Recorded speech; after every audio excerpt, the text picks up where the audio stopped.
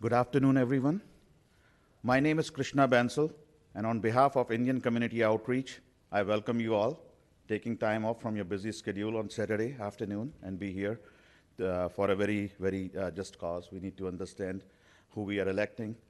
Naperville is a great city. It's the second largest economy, and we'll be talking a lot about it. So welcome, everyone.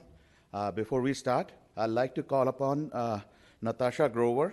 She's she's a school board member on 204 from Indian Community. I'd like her to come and lead us for the Pledge of Allegiance.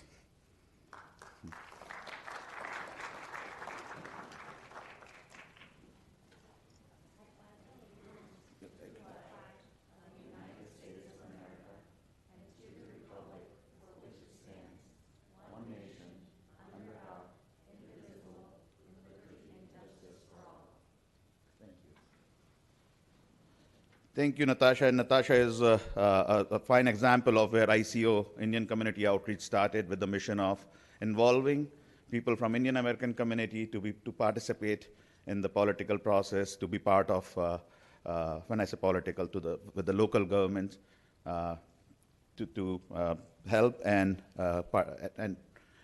really make sure that we all are in there talking about different causes. So thank you, Natasha. Let's move on to the next. So a little bit about Indian Community Outreach. This is an organization that was started in 2013 when we had a lot of discussions with then Mayor Pradel. Steve was, at that point, he was a councilman, and we all sat down and talked about we need to have an outreach program for the growing Indian community in the city of Naperville. Indian community is the largest minority with over 10% population. Most of them are doctors, engineers, business people, and from different areas and contributing immensely. But a lot of them are also from first-generation immigrants. So it was a big need to bring them in the system so that they can come and participate and really help grow and take our city to the next level. We have, our motto is educate, integrate, and empower. We have worked very hard with that, and in last just a very few years, contributed towards enhancing the culture, commerce, education. We have held we hold multiple forums, we do scholarships, and India Day is our signature program that we do every year in August. A lot of you must have heard about it, participated in it, and if not, it's coming on August 11th. So with that, I'd like to thank first of all the elected officials who are here. I see many of them here from school board, from Park District, from City Council, and all the candidates who have stepped up to participate in the system and to help the city. So we really thank all of you. And if all of the elected officials, if you can stand up and be recognized, that'll be great, and the candidates as well. Can we see everyone? With that, I would like to I'd like to hand over this evening in very capable hands of two people who will run and moderate this forum. I'd like to start with Viral Shah. He is the director and treasurer within ICO, a great personality. He conducted the last forum, actually both conducted the last forum as well in 2017. So Viral Shah, and then we have Vandana Jingan. She is the TV anchor with our ethnic news media channel, TV Asia. It's a national TV channel. She represents them for the Midwest. So with that, I will hand over the reins to you, Viral, and we can go from there. Thank you, Krishna. Welcome to the 2019 ICO City Council Candidates Forum. My name is Viral Shah, and as a board member and on behalf of the Indian Community Outreach, I welcome the audience and the candidates to this afternoon's forum. For the next 2 hours, our goal is to understand our candidates who are vying to represent us in the upcoming elections in April. We have a total of 11 candidates who are on the ballot, out of which we have 10 candidates here. I'll start off by introducing each candidate, and they'll spend about 2 minutes introducing themselves, followed by 3 questions that they will have a minute and a half each to answer. 2 of these questions have been prepared by ICO and provided to the candidates prior to the start of the forum. Everybody got those, right? Perfect. Following the 3 questions, We will turn to the questions that we have been provided by the audience. Index cards have been given to folks. There are more index cards that Vasavi has that she can circulate around. Please write your questions down, bring them forward. We will have Krishna next to me who's going to start looking through those questions, and we'll aggregate them and ask the council candidates. The pre-screeners, Krishna is our pre-screener. He's going to review the questions. I'll review the questions before we ask them to make sure that they fit the guidelines. I mean, we don't want crazy questions, right? I think. You'll have about a minute to answer them. Once you have 15 seconds left in either your minute and a half question or the minute question, my friend Gautam here is going to raise the yellow card, letting you know that you have 15 seconds left. And when your time's up, stop. You have 0 seconds left. I mean, that's swim team time, right? So the sequence in which the candidates will introduce themselves as well as answer the questions is random. This will ensure that everyone will have the opportunity to answer the question first as well as last, and everything in between. At this time, I would like to ask the audience to silence your cell phones. I did hear one Hollywood or Bollywood or some tune ringing at the back. So it's greatly appreciated if you silence your phones. If there are no other questions on the format, let us begin.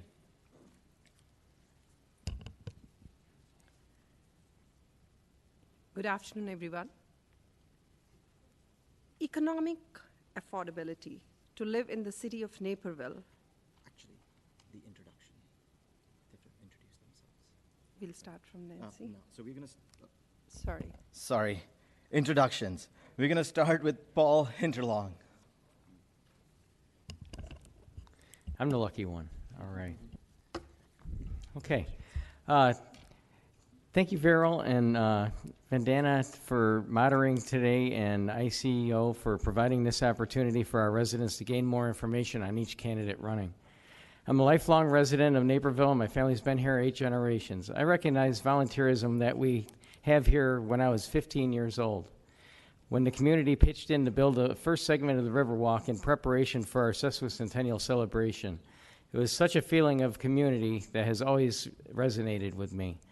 At 26, I bought my first house and started getting involved with the city. Before I knew it, I became president of my homeowners association, on the board of directors of Naperville Area Homeowners Confederation, the planning and zoning commissioner, and currently on city council to serve as a liaison for advisory commission on disabilities and to serve on the board for Citizens Appreciate Public Safety, a live center, Naperville Healing Field, and a member of the Memorial Day Parade Committee.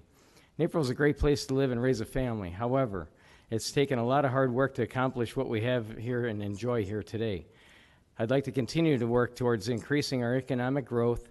We must work harder to attract more businesses to Naperville and bolster our economic growth. From our small business to our large corporations, we must find sustainable solutions to cover our adopted principles and increase our reserves and pay down our debt to secure a sustainable future. We must also continue to find solutions to affordable housing, whether you're a senior, empty nester, college grad, or a young family trying to live in Naperville or move to Naperville. It's extremely difficult to find cost-effective housing to meet your needs. Mental health, our goal is to have all of our responders crisis intervention trained by 2020. Currently, our fire is fully compliant, and our police are about 30%. I'm Paul Hinterlong, and I'm the third on the ballot, and I'm the only candidate with all 4 endorsements, the Chamber NACPAC, Fraternal Order of Police, Professional Firefighters, and the Daily Herald. Thank you for coming out today. The next one goes to Michelle Clement.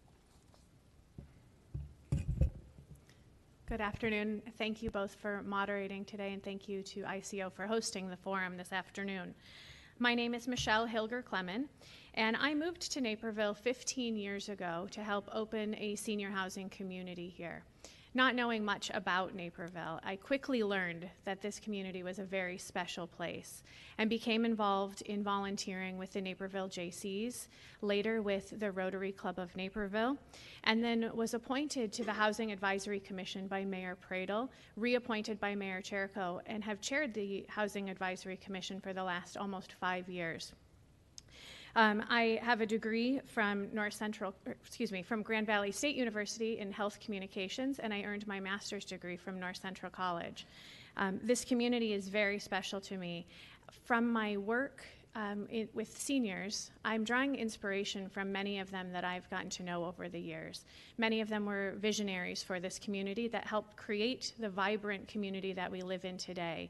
And I want to take that vision that they worked so hard for, modernize it, and continue to make Naperville a great place to live, work, and play. I'm running for City Council not only because I love this community, but I think that there's more work to be done.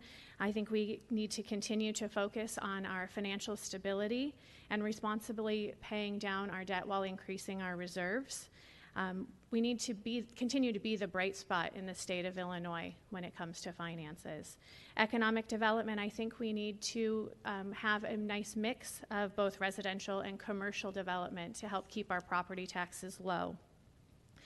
Public safety is very important, not only for congestion and traffic. It's important for our first responders to be able to get where they need to go, as well as a focus on mental health awareness. And lastly, keeping Naperville affordable for those that have lived here their whole lives, but also those that we want to continue to attract to come to our great community. My name is Michelle Hilger Clement, and I'm number 5 on the ballot. Next is Patrick Kelly. Good afternoon. Thank you to ICO for hosting us and for everyone who's come out to watch the forum this afternoon. My name is Patrick Kelly. I'm running for Naperville City Council, obviously. Just a little bit about myself. I grew up in the western suburbs, primarily in Woodridge. I attended Downers Grove North High School and then attended University of Illinois at Champaign. I went originally for civil engineering and quickly learned that was not going to be for me. So I switched gears, wound up with an English degree, and then went to law school at Chicago-Kent in Chicago and got a certificate along with my JD in environmental and energy law. Upon graduating law school, I worked at various governmental levels, both at the municipal, state, and federal level, so I've got experience at all 3 levels of the government. And currently, I've got my own law firm here in downtown Naperville, just a few blocks over on Jefferson Avenue, focusing on small business and real estate transactions. My wife and I came here originally in 2010, and we came really because we thought this would be a great place to raise our family one day. We knew it had the schools, the parks, the neighborhoods that we were going to want to raise our children in, and we're in the middle of doing that now. We've got 3 young children at home that will attend 203 schools over the next many years. And we want to make sure that this is going to remain a great place and that this remains the place that people want to move from all over the country to raise their families. A few of the issues that I really care about are, I mentioned my environmental background, so sustainability to me is a major thing for renewable energy sources and making sure that we have a future forward-thinking outlook on that issue. Development is a major issue. There's major developments happening all throughout Naperville, and I want to make sure that residents' voices are heard when those developments are being considered. And fiscal responsibility is also an important thing to me with the young children. I want to make sure that we're making good financial decisions today as a city so that our children don't pay for that down the road. Thank you. Nancy Turner, next. Good afternoon, and thank you everyone for attending and for watching at home. My name is Nancy Turner, and first I'd like to tell you a little bit about myself. I've lived in Naperville for almost 20 years. Like many people here, one of the reasons we moved to Naperville was for the excellent public schools. I have 2 sons, both in their 20s. My oldest son is an aerospace engineer working on the manned mission to Mars, and my youngest started his doctorate in music at the U of I this year. So my husband and I have been very pleased with the educational foundation they received here in Naperville. My background is in education as a world languages teacher, specifically Latin and English, and also Spanish. I was inspired to run by all the women who stepped up to run for office in 2018, some of whose campaigns I helped. With 2 women stepping down from City Council this year, and with more than half of Naperville's residents being women, I decided it was time to step up. I have 3 goals if elected to City Council. First, I think one of the most important functions of City Council is to be fiscally responsible with the public tax dollars for the public goods we expect and receive for them: fire and police, infrastructure, and schools. Barbara O'Mara and I have demonstrated our fiscal responsibility with our campaign by running together. We thought it made fiscal sense for us to share our resources and expenses, and we will continue to be fiscally responsible with your tax dollars on City Council as well.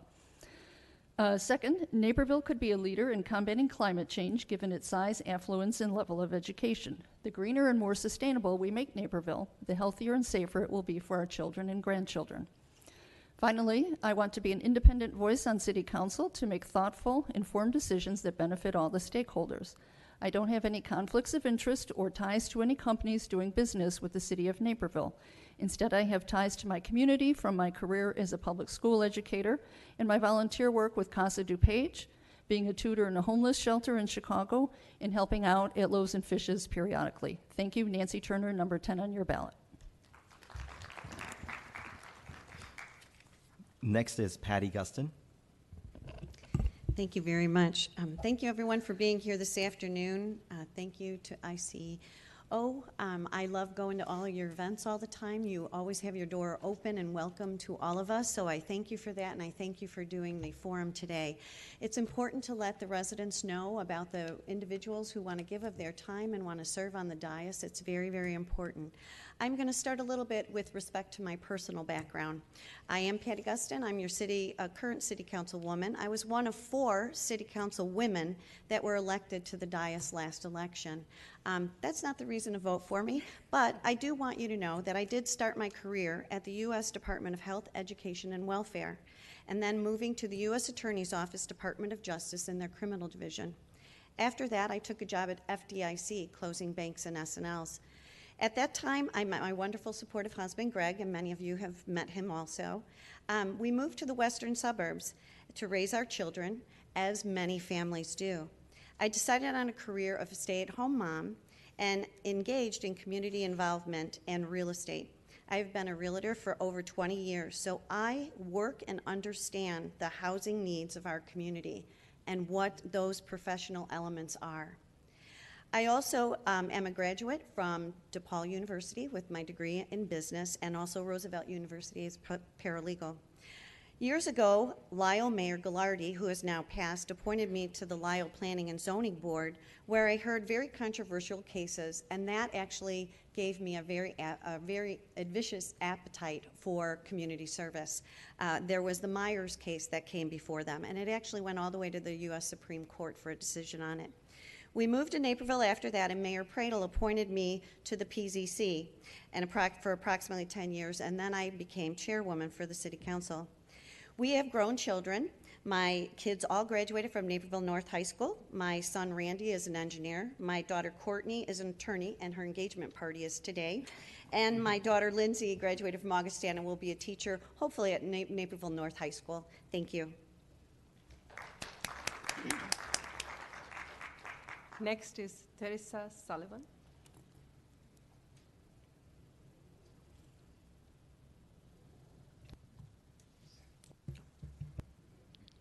This is better. Thank you. Thank you to the ICO for having us today, and to every Naperville resident here who's taking time out of your weekend to meet us and to make the best decision you can on April 2nd. My name is Teresa Sullivan, and I'm a lifelong Naperville resident and a 1994 Naperville North graduate. This community and the education that I received here set me up for success. I earned a Bachelor's of Business Administration and MIS from the University of Notre Dame, and I hold an MBA and a Master's of Science from Northwestern's Kellogg School of Management. My husband Peter and I have 3 children in Naperville public schools ranging from elementary school to high school. And the bulk of my career was spent as an IT professional at Deloitte, IBM, and LinkedIn, among others. Those experiences made me good at understanding my clients' business challenges and their financial implications. architecting technology and business solutions to help solve those issues, and negotiating and delivering upon multi-million-dollar contracts, which will be very germane on council.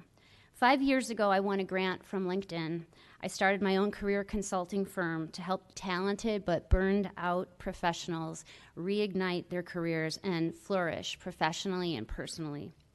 I'm humbled to have received the support and endorsement of the Naperville professional firefighters as a first-time candidate. I'm running for council because I bring a unique, valuable point of view to council. I'm a daughter of Naperville, a business owner, a technologist, a negotiator, a career coach, a mother of 3 school-age kids. And that may not be that unique to Naperville, but it is unique on council. I'm excited to play a valuable role in the city's future. If Naperville voters grant me a seat on council, I'll advocate for Naperville's families by championing resident safety, government transparency, sustainable development, and responsible fiscal policy. Thank you. My name is Teresa Sullivan, and I would love your vote on April 2nd. Thank you. Next is Whitney Robbins. Hi, thank you. Thank you very much for having us, and thank you all for being here today. It's wonderful. Again, I am Whitney Robbins. I am running for City Council truly because I love Naperville. I grew up in Naperville. I am, with my husband and I, we are raising our 3 young children, 13, 8, and 5, in the same neighborhood that I grew up in, which is called Park Addition. It's actually right in between Ogden Avenue and 5th Avenue. Everyone talks about the 5th Avenue development. My home is 3 doors down from that development. I truly believe that Naperville, as we know, is one of the best communities there is. And what I want to do is I want to make sure that that continues. As my children grow, I want them to want to come back here. And on top of that, I also currently sit on the Naperville Liquor Commission, and I truly believe that that has given me a great perspective of balance, safety, and also being open to new ideas as our world changes. I am a full-time working mom. I have 20 plus years in the telecom industry. My role in that is building networks. We hear a lot about the 5G network, and that is what I do. I am on the wholesale side of telecom, and so when you start to hear about what's happening in these cities, I am a very intimate contributor to that. My focus is public safety. Public safety is it is the most important function of government, and we can't take that for granted. We have to continue to put that first. The second thing, which is pretty high up there as well, is economic development. I think we have done a phenomenal job of not only progressing in that area, but also putting new thoughts and ideas out there, and we're thriving as a result. So I want to see us retain that small, medium, and large business, but I also want to welcome other businesses and grow. On top of that, I want to meet with our neighbors, our community, to address all of our community needs, whether it's traffic, commuter issues. I am number 8 on the ballot. Thank you again, Whitney Robbins. Thank you. All right, next up we've got Bruce Hanson. Hello, my name is Bruce Hanson. My wife Amanda and I have been here for about 20 years in Naperville. She and I have been married for 28 years. We have freshman twins, Annalise and Nathan, who are at Naperville North High School. When we moved to Naperville, we were welcomed by a volunteer community that taught us just the incredible involvement of our community. And so I applaud the involvement of Krishna Bansal for leading this group here, and for Bill Liu, who's doing similar work for our Chinese commission as well. My background is I have a Master of Arts in French Political Science, Economics, and History. It's actually a French Studies degree. And my first job was in the Japan banking group at Merrill Lynch, so sure you can see the intersection there. When I was 25, I started my first company on Wall Street, so I understand business and I understand the value of education. After I started that first company, it became apparent to me that my whole passion around business was making sure that I understand how to do this in an international capacity. I am one who has lived overseas, so I know what it's like to be an expat, although I was a student and I did have a job over there, but it wasn't a career and it wasn't my lifestyle, but I had enough time over there to recognize the value of that. As I got involved in Naperville here, what was fortunate for me was Mayor Pareto appointed me in 2003 to the Financial Advisory Board, and as part of that, I got to sit through 8 budget cycles for the city. I served on the Library Board, the Special Events and Cultural Amenities Board, and now for the last 2 years on the Planning and Zoning Commission. So I've had 16 years of appointed experience through 4 mayoral appointments. So at this time, I probably am one of the most experienced candidates up here. I'm very grateful for the opportunity to be here in this room. I'm appreciative of the Indian Community Outreach and for all of you for being here, and I look forward to this forum. My name is Bruce Hanson, number 6 on the ballot. Please vote for me on April 2nd. Thank you. Thank you. Next is Barbara O'Meara. Yay. Hi, my name's Barbara O'Meara, and I've been in Naperville for over 20 years. I've raised 3 children here, 2 who have graduated from Naperville North, and 1 who is an 8th grader at Kennedy and would rather me not run for anything and not tell his friends. So we don't go to Kennedy and advertise that I'm running for anything. I have a biology degree and a master's in public health. I've worked for over 30 years in the public health sector in a governmental entity with the state of Illinois. I oversee at this moment, I'm the regional supervisor. I oversee 11 different programs. Anything that has to do with public health, anything that has to do with environmental health comes through my desk. I interpret the laws, I enforce the laws, and I write the legal cases to prosecute people that don't believe in those laws. It's an interesting job. I cover 9 counties. I've got plumbers, toxicologists, pesticide inspectors, elevated blood levels for children. There's a lot of things that goes past my desk, and I want to bring that unique perspective of science to the City Council. I've worked with CDC. I've worked alongside US EPA. I've investigated deaths along with OSHA. I had the opportunity to do an investigation myself, which led to a $14 million Superfund cleanup in the city of Chicago, and had to work there for 4 months after that happened. I'm running for City Council to keep it diverse. As Nancy said earlier, we elected to run together because we wanted to show we were fiscally responsible from the get-go. I think Naperville, you need to thank your mayor and your City Council members because it is fiscally sound here in Naperville, and we want to keep it that way. I want to follow up with sustainability, with ecological soundness. I want to know what's happening at these developments. I want to know where runoff is going. I want to know what's happening prior to those things being approved. My name is Barbara O'Meara, and I'm number 9 on the ballot.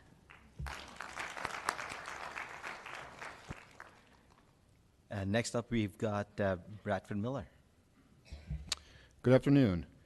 First, thank you to the ICO for hosting the forum, and thank you to everybody in the audience and watching on TV for learning more about the candidates for City Council. My name is Bradford Miller, and I'm a first-time candidate for Naperville City Council. I grew up in Berwyn, Illinois, and graduated from Illinois State University with a bachelor's degree in political science. While I was there, I had the honor of being the first student chosen from Illinois State to attend Oxford University in England. At Oxford, I studied political science and economics. Later, I received a scholarship to attend the John Marshall Law School, where I earned my JD and a master's degree in real estate law. I'm married to my beautiful wife, Gina, and we have 2 wonderful daughters, Audrey and Addison. My family moved to Naperville because it's a great city. We have great schools, great parks, great libraries, great restaurants, etc. On the state level, as we all know, things are not going so great. We have a pension and fiscal crisis. Our state's losing population. But here in Naperville, we tell a different story. We have a AAA bond rating. We keep our taxes as low as possible. We keep our spending in check. We are contributing money into our reserves, and our population is actually growing. This didn't happen overnight. It took a lot of hard work at the local level to steer Naperville in the right direction. And I'm running for City Council because I want to keep us on the right track. Things are not perfect. We acknowledge there are significant challenges ahead in our community. We have traffic issues. We have big developments on the horizon. We have a growing opioid crisis in our community. But I'm ready to tackle those challenges. I'm ready to fight to keep Naperville the best place to raise a family. 10 years ago, I opened up my own law practice in Chicago. As many of you know, as a small business owner, you have to make hard decisions. You have to balance budgets. You have to plan for the future, and you have to be able to lead. I'm ready to take that skill set to the City Council. I will make the hard decisions. I will work to balance our budgets, and I will tackle the challenges facing our community. My name is Bradford Miller. I'm running for City Council. I'm number 1 on the ballot, and I'm asking for your vote. Thank you. Thank you, everyone, for your introduction. Just wanted to point out that we are broadcasting this live through NCTV as well as through many Indian channels. The camera is back up there. So we have a pretty wide reach that has actually questions coming in online as well. So that's something that's being tackled here along with the prepared questions that we have. With that said, we'll move on to our first prepared question. The first question goes, economic affordability to live in the city of Naperville has two ends of the spectrum. One is affordability, facilities for the seniors who have lived here most part of their lives. And on the flip side, the younger population is not infusing in the city. The current average age of the population in Naperville is going up. While we have seen initiatives regarding seniors, our younger generation has asked, what would you support or bring to the table that will keep the city attractive for younger population, including modernization of the city itself at the same time, continue to be it affordable? And goes to, we'll start with Whitney Robbins. Thank you. So I truly believe this is a very important issue in our community. I truly think that we have to be able to close our eyes and reimagine what different areas throughout our city could be. We have to be able to continue to grow. What's that famous quote? The only thing that is constant is change. Successful people and businesses must embrace this or they are left behind. And Naperville is truly at a crossroads here with what we have to offer for younger generations going forward. The younger generations are known to want convenience at a lower cost. Wellness is a daily activity. They currently prefer not to have a whole bunch of ownership like cars or homes. As they get older, they will settle down and probably want to own a thing or two. They seek experiences. The millennial generation is actually larger than the baby boomer generation, so we need to pay attention to this. They will have a giant impact on our city. Can Naperville change to suit their needs? This target generation wants smaller cities with an urban feel. Naperville has a lot to offer already, with access to transportation, jobs with larger corporations, employs hundreds of small, medium range businesses, and great restaurants. But a terrific base to work with, I agree there is. I am encouraged that Naperville has shown signs to start reimagining what we could be. The Schumann, the the Sam's Club. I have to stop. Oh, thank you. Thank you. Next up is Teresa Sullivan. I am a proponent of making Naperville more affordable for people coming out of school and for younger people who may live alone and have a single income. People are taking longer to get married and to start families while their careers are beginning, and affording housing here is hard, especially if you're not making six figures. We need to make room for the people coming back here that we cherish, the police, fire, the social workers, the teachers, the students, the government employees who are having trouble affording things here. And we can do better by giving them affordable choices in Naperville. As someone who's always been passionate about technology, we should be exploring more smart city technologies that can update our parking and shopping and traffic and public safety. There's just an article in the Sun the other day about a man who has an app helping local shopping. These are the kind of things that we can help get millennials here and stay here, and the kids in my kids' generation. And as far as addressing the needs of younger Naperville residents, I hope that our younger generation will consider coming back to Naperville and offering their intellect and time and passion to make our city better. To take an idea I heard from one of our mayoral candidates, just the same as we have a senior task force, I think we should have a task force made up of 18 to 30-year-olds that can tell us what they want and need out of Naperville, and to listen and to have council listen to that and make it an important part of what we think about. Just a quick note, it is 90 seconds for the answers. Next up is Nancy Turner. As the mother of 2 millennials who graduated from 203 schools, neither one of whom is currently living at home, I asked both of my sons what makes a city attractive to them. One is a scientist and one is a musician, yet they both responded the same way. They want public transportation, which is currently not really a priority here in Naperville, and it's fairly limited. We are a sprawling city and we drive everywhere. Even for commuters who take the train to Chicago every day, the most convenient and cheapest way of getting to the train station is to hop in your car and pay $2 for a full day of parking. This parking fee has not changed in 20 years. My sons also mentioned wanting a city that's bike-friendly, that has good ethnic restaurants that are not chains, festivals, nightlife, and concerts. Naperville has a lot of this already, but it is mostly geared toward families. What is economically possible for millennials in Naperville is not appealing to them. They don't want the sprawling suburban lifestyle that we have here. Naperville is a great choice for families that move here for our public schools, but not if you're single and looking for social opportunities. And the senior population in Naperville is already greater than 25%. If we want millennials, which we should, so we don't become a predominantly senior community, then we need to engage in city planning that intentionally plans for them, gives them things that millennials want, such as walkable districts, easy access to biking, and thank you. Thank you. Next is Paul Hintula. Whether you're a senior, empty nester, college grad, or a young family trying to stay in Naperville or move to Naperville, it's extremely hard to find something that's both affordable and cost-effective to meet your needs. It's imperative that we continue to concentrate on finding solutions in our ordinances and zoning codes that will give us more opportunities for diverse housing stock that will meet the needs of these individuals.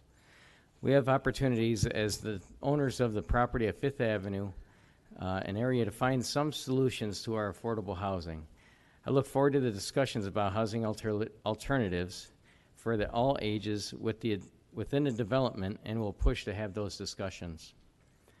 I think we could have some very positive results in regards to meeting our obligations in affordable housing.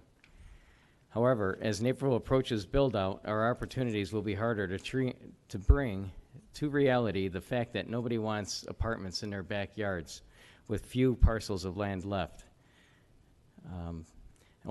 It only demonstrates the need to have affordable housing discussions within the property we control. At 7.5% of our housing stock being affordable, we have to do better and reach our 10% goal. Thank you. Thank you. Next up is Barbara Mera. You know, a lot of communities would like to have the problems that Naperville has because we've got a vibrant community here. And my son, who is now 22, went back to New York City. He terms Naperville the Naperville bubble because it is. It's a safe community. It's a great community for kids to go to school here and to grow up in, and that's what we want to keep. It's a little hard when you look at Naperville as a bubble and say, oh, I want to come right back here when I'm 23.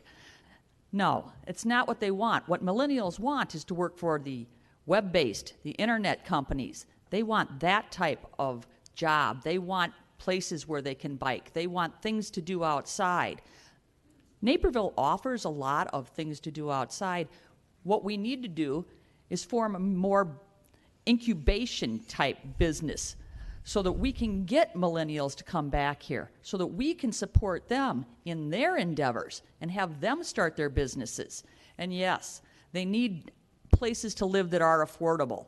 And places that are affordable are not necessarily going to be our 4-bedroom homes that a lot of us own.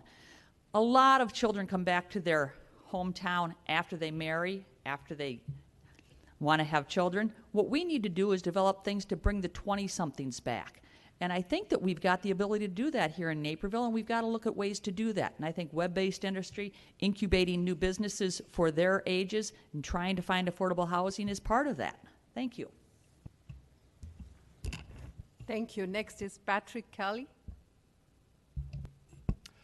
Thank you. So this is a very personal question to me right at this particular moment because my in-laws live in St. Charles, And we've got the 3 little ones at home, and they would love to be closer, and we would love to have them much closer, right down the block if we could. And they've got two problems. One is they would really love to have a ranch here in Naperville that would be somewhat affordable, and they're having a really hard time finding that. The other problem they're having is leaving St. Charles. They're in a large house on a golf course that you can't walk to anything. There's no nearby amenities, and no young people want to buy that house. They figured, oh, this won't be so bad. One day we'll find a family that'll buy it, and we'll be out of here. They had one house in Naperville about 6 months ago that they thought they could have come to, but they could not sell that house in St. Charles. And I don't want to see that same thing happen in Naperville. I think it's something we need to be very cognizant of, especially as we go forward with some of these larger scale developments, especially in South Naperville. And we want to make sure these developments are vibrant, that they're not only residential. Commercial and retail is difficult, but we've got to find a way to make these communities and neighborhoods vibrant with parks, amenities, so that people want to live there, and that people my age and younger than me want to continue moving to them. I think we've got to think about big picture issues like connectivity. People want to walk, people want to bike, people do not want to drive anywhere. That was a major thing for us when we moved to Naperville, that we could walk and bike. An issue I've been concerned about is how children get to school. In my neighborhood, you've got to cross very busy roads, and we've got to make sure we keep that in mind to make sure kids can get where they got to go safely. Thank you. Thank you. Next up is Patty Gustin. Thank you very much. I'm actually the only one on the dais here that actually is in the profession of real estate as a real estate broker for the last 20 years and the senior real estate specialist.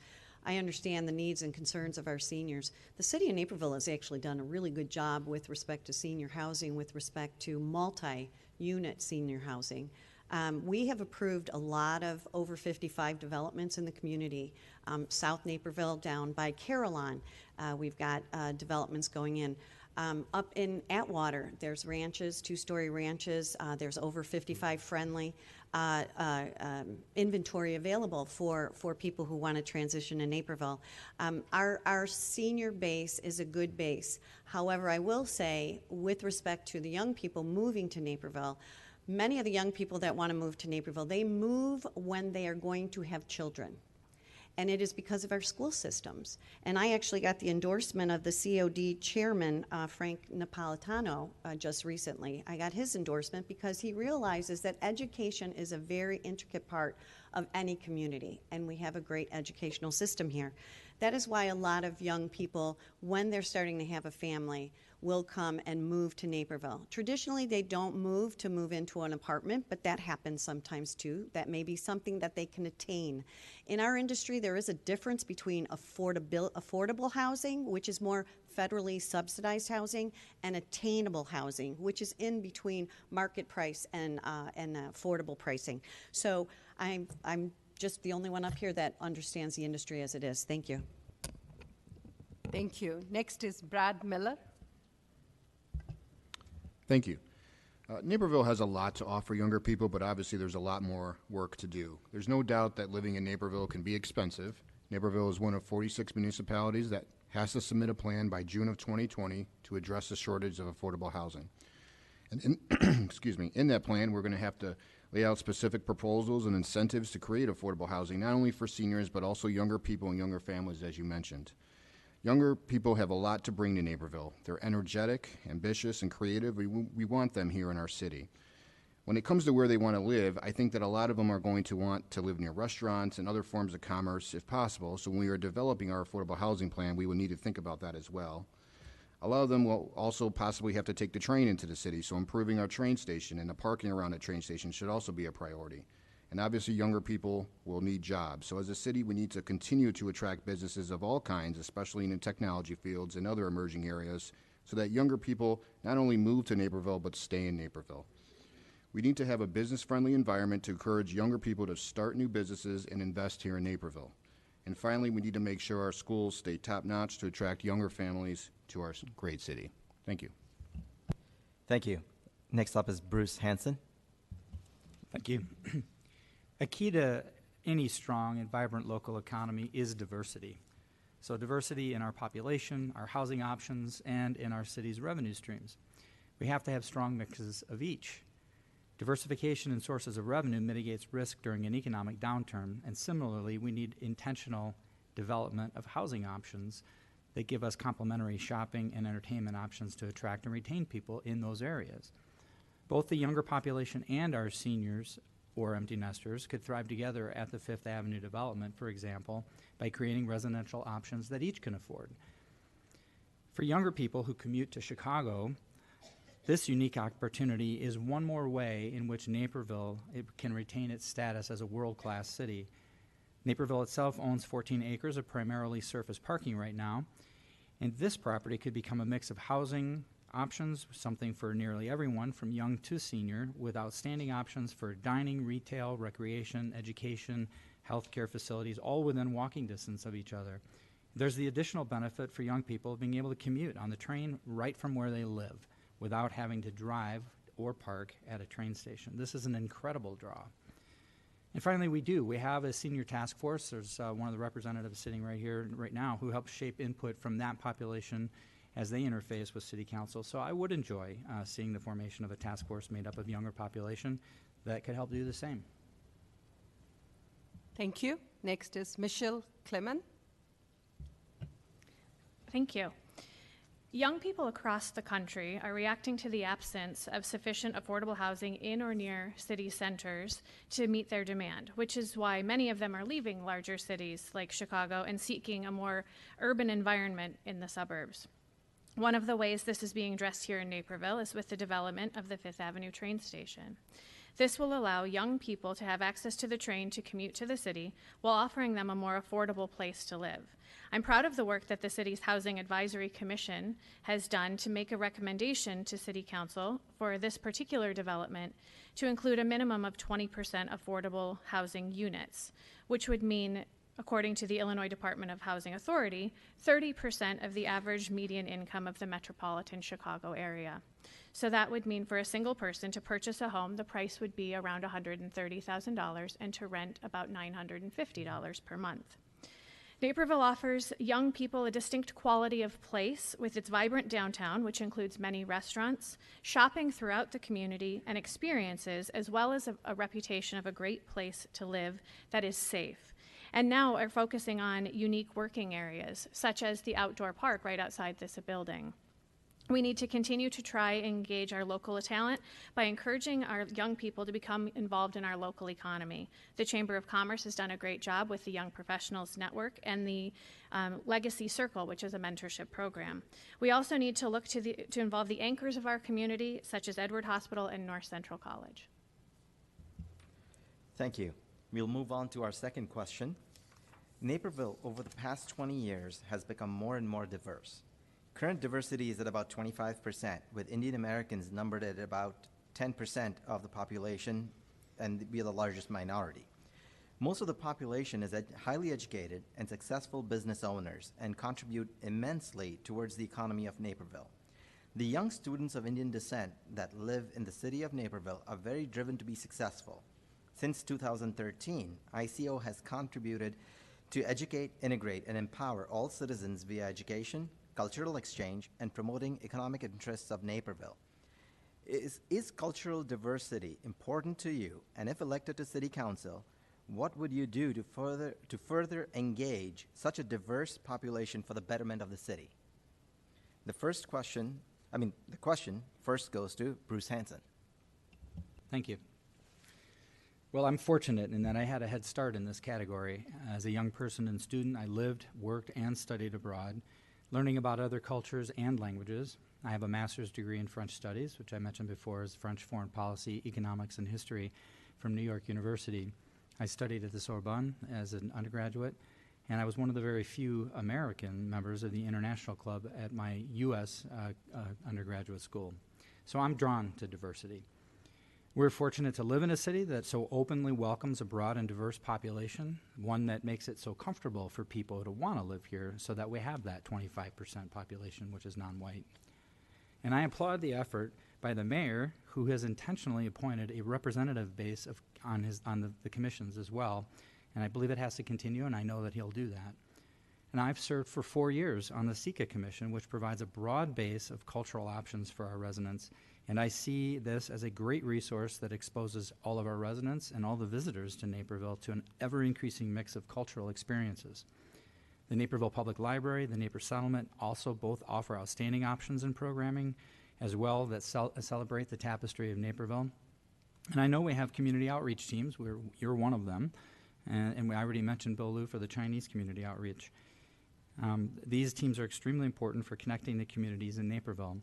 Naperville has a rich history and culture itself, but as we grow, there are many groups also with impressive history and heritage that should be shared and celebrated to continue making Naperville a strong community.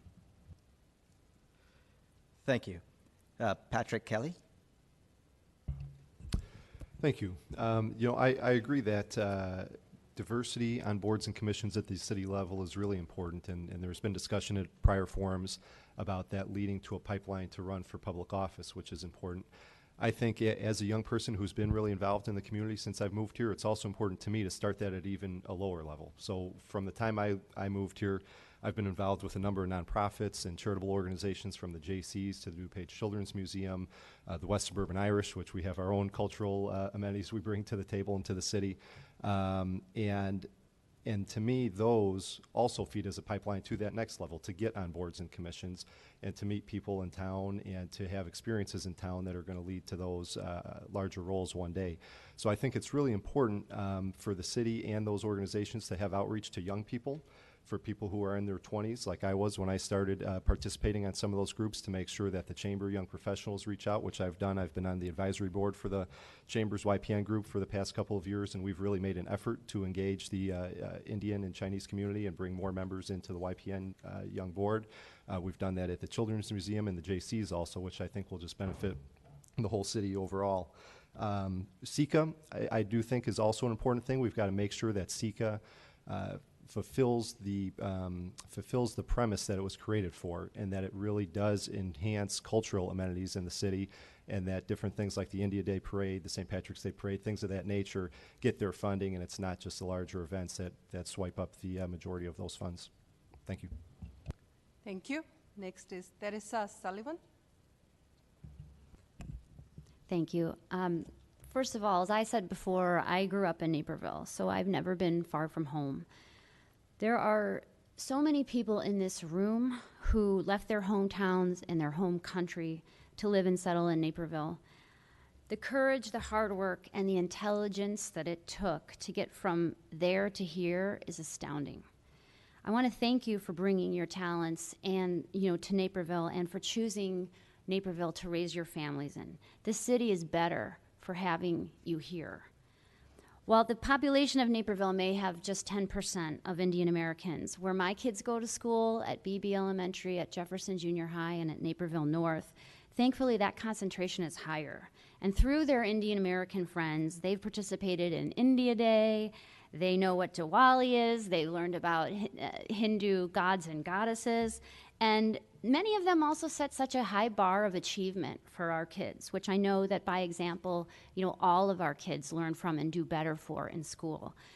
So thanks to the Indian community for reaching out and for educating those of us who have never visited India and could learn so much from your lives and from your journeys here. Whether or not I'm elected to council, it's, if we just look around at the people in this room, I hope that in 2 years there's somebody up on this dais talking about this, maybe more people to be leaders of Naperville, because we need that and it's important. Thank you. Thank you. Patty Gustin. Thank you. I'm in a very blended family. My brother-in-law is Fazil Khan. I think I might be related to Moon Khan. Is he here today? Not sure. We have a very diverse family. We have Black, Hispanic, British, Argentinian, German. It is just a wonderful blend of our family, and those are the things that I bring to the dais, which is a valuable thing. My niece is actually in China right now. She's been there for 2 years teaching English. So we are very diverse, and we believe in education and diversity. I would love to see a task force or advisory board with respect to the focus on diversity and how we can better get many cultures engaged in community activities. ICO has been around for a while now. Mayor Pradel started. I remember the first meeting. I participated in that. And it's taken time to evolve. So I think we can do that moving forward with other ethnic groups also in the community and learn and provide education. I also sit on the Sister Cities Commission. And the Sister Cities Commission is a commission authorized by the city of Naperville. Currently, our sister city is with Nitra, Slovakia, and Pascual, Mexico. However, Vasavi is on it, Shafiq is on that commission. It is building to be such a wonderfully diverse commission, and I think we can move those things forward in the future. Thank you. Thank you. Next is Paul Hinterlong. In my 10 years on the City Council, I've witnessed a lot of change in the face of Naperville. I see more and more diversity around the city, and it's been increasing every year. Back in 2013, Mayor Pradel and then Councilman Steve Cherico, which is now our mayor, and myself recognized the changing population and worked to form the Indian Community Outreach and the Chinese Community Outreach. All that time, we worked to get more diversity on our boards and commissions, both at the adult and young adult levels as high school liaisons. I feel strongly that the face of Naperville needs to be reflected in all our boards and commissions, and Mayor Cherico has continued to make that a priority through his leadership.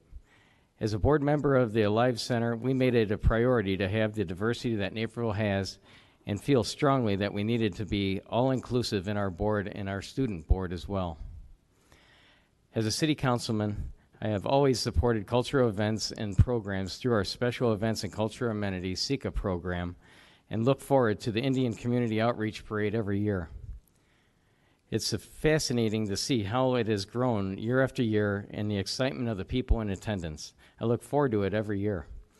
I support people of all colors, and it's my mission to continue pursuing opportunities that can engage all of us in the community to continue to make Naperville the best place to live and raise a family. Thank you. Thank you. Next up is Barb O'Meara.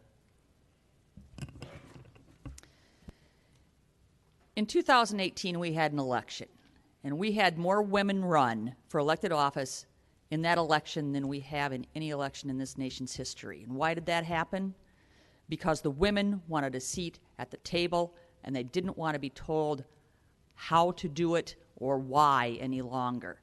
And diversity starts with putting yourself out there and trying to be represented. And diversity needs to be communication. And something that I pledge to do, if elected to city council, is to interact with the groups, ask their needs, ask their wants, ask their fears. Where do you want to go? Where do you see yourself? What can the community at this level do for you? And in that conversation, we have to look into the Indian community and say, look at yourselves. It's hard to get somebody to run for office. Everyone up here has spent a lot of time, a lot of money, but you know what? Each and every one of us has a chance to have a seat at this table, and that's what we need to do. We need more diversity up here on city council, because I look up and down here and I see a lot of white privilege sitting up here, including myself. So get out there, communicate to yourselves, talk to one another, support one another financially and with time, and encourage someone to make that leap and run for city council, run for school board, run for the park district, and put yourself out there, and I'll help you and I'll support you. Thank you. Thank you. Michelle Clement. Thank you. A quote taken right from the Indian Community Outreach website from Mayor Pradel says, "It's so important to make sure all of our cultures are connected within Naperville and that we embrace our unique backgrounds and use them to make Naperville the wonderful city it is." I believe that the city of Naperville has been fortunate to have an ongoing commitment to embracing and promoting our diversity and inclusion. This is evident in the mayor's efforts to appoint a more diverse group of people to the city's boards and commissions. We need to continue to strive to have our city's government look more like its population. At its best, this creates a welcoming and diverse environment and allows people to see their differences and similarities and be better able to relate to one another. With the possibility of a diversity council coming soon through the city, this will hopefully help our community better understand one another, our cultures, and our experiences, and create opportunities for those in our community to feel more connected. Thank you. Next is Whitney Robbins. Thank you. I am amazed at the different cultures that have integrated into Naperville. You see restaurants and shops opening up on the north side and the south side. I look forward to seeing the completion of the Mall of India. Naperville hosted the 4th Indian Day Festival Parade last August to increasing crowds each year. I know what Diwali is. My kids do. I had no idea what that festival was all about. Now I do. That is quite a testament to the work in the education of the Indian community and what we have done in Naperville. Your contribution to cultural diversity is making our city important. This matters. I believe the cultural outreach program started by Mayor Pradel in 2013 is the city's best bridge to minority communities looking to get involved. This is a great start for multicultural engagement. There's also availability on positions on boards and commissions. I think today we have a very diverse group on both of those. The chance to give back to those who need it most will only be enriched with new voices and perspectives at the table. It will be Naperville's diversity and inclusion that helps to grow Naperville's economic development. Patel Brothers and H-Mart are obvious outgrowths of Naperville's success in endeavoring to reach minority communities. A thriving local economy is the key to prosperity for all of our families, and Naperville won't grow without diverse contributions and new business creations. Thank you. Thank you. Next is Brad Miller. Thank you. Cultural diversity is definitely important to me. Naperville has an exciting future, and there's no doubt that the Indian American community and others from diverse backgrounds contributed towards Naperville being a success story. I think diversity brings new ideas and a new energy to Naperville, and I'm definitely supportive of that. I'm excited to see new businesses opening up, such as the Patel Brothers grocery store and others that serve our diverse population. Over the past several years, I've seen my subdivision become more diverse. Our block parties are becoming diverse, and kids from different backgrounds can be seen playing soccer and other games outside.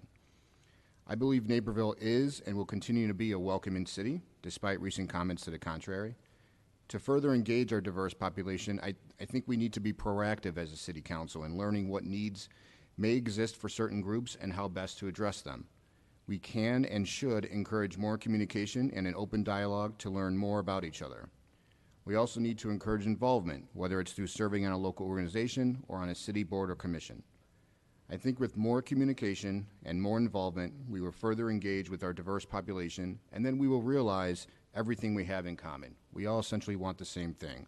We want a strong, thriving, safe city to raise our families in. I'm excited for the future of Naperville, and I look forward to working with our diverse population to make it better. Thank you. Next up is Nancy Turner. Cultural diversity is very important to me. I have spent my entire academic career teaching and studying foreign languages, civilizations, and cultures, as well as traveling extensively for professional and personal reasons. I started as a classics major studying Latin and ancient Greek along with Italian, and at a later point I became certified in Spanish. I believe that one of the most important things we can teach our children is to understand the perspectives and practices of other cultures, and in this way to develop tolerance and respect for others. Now, I was born and raised in Oak Park, which today is a model nationwide for racial integration. Residents today choose Oak Park not only for its schools, rich history, and its proximity to the city, but also for its commitment to equality for all. It wasn't always a model for being an inclusive community. So how did Oak Park grow from a predominantly Caucasian suburb to a community that is committed to equal access, to being a free, open, and inclusive community with equality of opportunity in all policies. Oak Park has worked intentionally toward that goal for over 50 years. In the 1960s, Oak Park was first faced with the challenge of racial integration. The village decided to embrace change while respecting and preserving the best of the past. Naperville has started to recognize its diversity through appointments to various boards and commissions, and the city government is starting to resemble its residents more. For Naperville to embrace its diversity more fully so that it can become a way of life here, we can start by making it a goal in every aspect of city life. Thank you. So at this point, we are running about 12 minutes behind.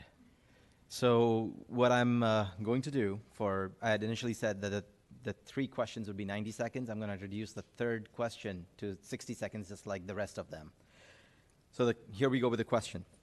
Our schools help make Naperville as the best city in the country. There's an increasing issue with drugs in our communities, especially with the high schools. We understand that there are continuous efforts to fight with this problem, but clearly they're not enough. What are the ways and means for the city to deter this from becoming a larger epidemic? And the first to answer would be Teresa Sullivan. Thank you. This is, the drug problem is a very important thing for me especially, and a lot of the people here whose kids are in the schools right now. And of course it's for everybody. Our police already are looking at, are treating drug offenses not as, criminalizing the drug when people are caught with drugs, and instead getting them help. And I think that especially in our schools, that we have to teach our children about what all of the different types of drugs are and how to stay away from them, but we also need in our policing to help those who get addicted to these. A lot of this opioid crisis started with prescription drugs that were given for real purposes by dentists or for sports injuries, and it became something much worse. So I think we need to treat those people with compassion and make sure that our kids know that slippery slope and educate everybody on that issue. Thanks. Thank you. Brad Miller. So this is obviously a growing concern in our community. Fentanyl-related deaths are up over 70% in our area. People are dying every year because of overdoses from all types of different drugs. And obviously our children are our future, and we need to have more education in the schools. We need to have work with the already existing task force that I know was recently established in DuPage County to figure out better ways to address these issues. And we need to look at restricting some of these drugs. Like Teresa said, there's prescriptions out there that I think are probably being abused, and I think we need to look at restricting access to those drugs. And I think we also need to make sure our law enforcement has, when they're responding to these types of emergencies, overdoses, they need to make sure they have the drugs to combat that overdose, and they have to have the right training to deal with somebody that's dealing with an overdose. But educating our children through our schools is about this issue is key. Thank you. Next is Paul Hinterlong. Thank you. Yes, I think education at home and in our schools is important. The city is taking a proactive approach at our opioid problem. We have a program, Connect for Life. That's for individuals that might be suffering from addiction to turn themselves in or turn in whatever drugs they have, no questions asked, and we get them treatment. We don't prosecute them. We get them the help that they need. It's a continuously growing problem in our region. Opioid overdoses is up 13%, and overdoses to fentanyl is up 76% in the last year. So we have to continue to monitor what's going on. We've got to get those percentages down. We've got to get these children help, and we need to educate them on their opportunities that they can have for themselves. Thank you. Thank you. Next is Whitney Robbins. Yes, so again, public safety, keeping that number one, education and communication. I can't say those three enough. I do think our first responders have some phenomenal programs. Having the drop boxes where you can drop off at any one of those fire stations or police stations is huge. I think educating our families, our kids, sitting on the Naperville Liquor Commission, I think gives me a different perspective. It's something we talk about all the time, especially with the marijuana possibly being legalized. That's something that we all as a community are going to have to get our arms around. We've never had that. So again, public safety, communication, education. Thank you. Next is Nancy Turner. Education is important, not only for the schools to be working with the students and the teachers, but also for the schools to be working with the police and the public safety efforts to combat this problem. It's important that public safety officials work with the educators, because the educators are often the ones who see the students at a point where they might end up turning to drugs. There are various reasons for students to go down that path, and one reason is an overprescription of an overprescribing of prescription drugs, but another reason is the social pressures that students face constantly when they're in school to be part of a social group. So education. Thank you. Thank you. Next is Michelle Clement. Thank you. I think much has been said already by those of us on the dais this afternoon, with the city already focusing on this with our Connect for Life program at the police department, as well as the drop boxes at all of the fire stations and the police department as well. I think we do need to focus on education, and that starts at home, but then also with our school resource officers in all of the schools, getting to know those kids that might be at risk and focusing on trying to help them, focusing on mental health awareness, and that's really where this starts. We need to work with other resources within our community to get our young people involved so that they aren't turning to these prescription drugs or other drugs throughout their lives. Thank you. Thank you. Next is Barbara Mira. I will also reiterate what Whitney and Michelle had to say about those fire department drop-off boxes. I think those are brilliant, and it's a way to keep prescription drugs out of the homes. Part of the thing that we need to realize is a lot of us, hold on to those prescription drugs. You have a procedure, for goodness sakes, you get 30 pills. What do you need those for? So you keep them. Then your children find them. Those drop boxes come in huge. My oldest came home from Kennedy when he was in 7th grade, and he said, "I need to talk to you, Mom." And I said, "Okay, what's going on?" Some kid wanted me to smoke something with him at the football game. I said, "Drugs?" And he said, "Yes." And I said, "In 7th grade, here at Kennedy." So it's a communications thing where you want your children to be able to talk to you. It's an education thing, not only at the schools, but with the kids in the home. Thank you. Patrick Kelly, next. So the most common word we've heard is education, and I think that is right. That is the key, but it's not only for the children in the schools. I think a lot of that is for the parents. Knowing what to look for and what the potential problems are. My oldest is just about to turn 5, and he's just in preschool. And already in preschool, some of the things we didn't know that we're finding, that different families are going through and what kids face, even at that young of age.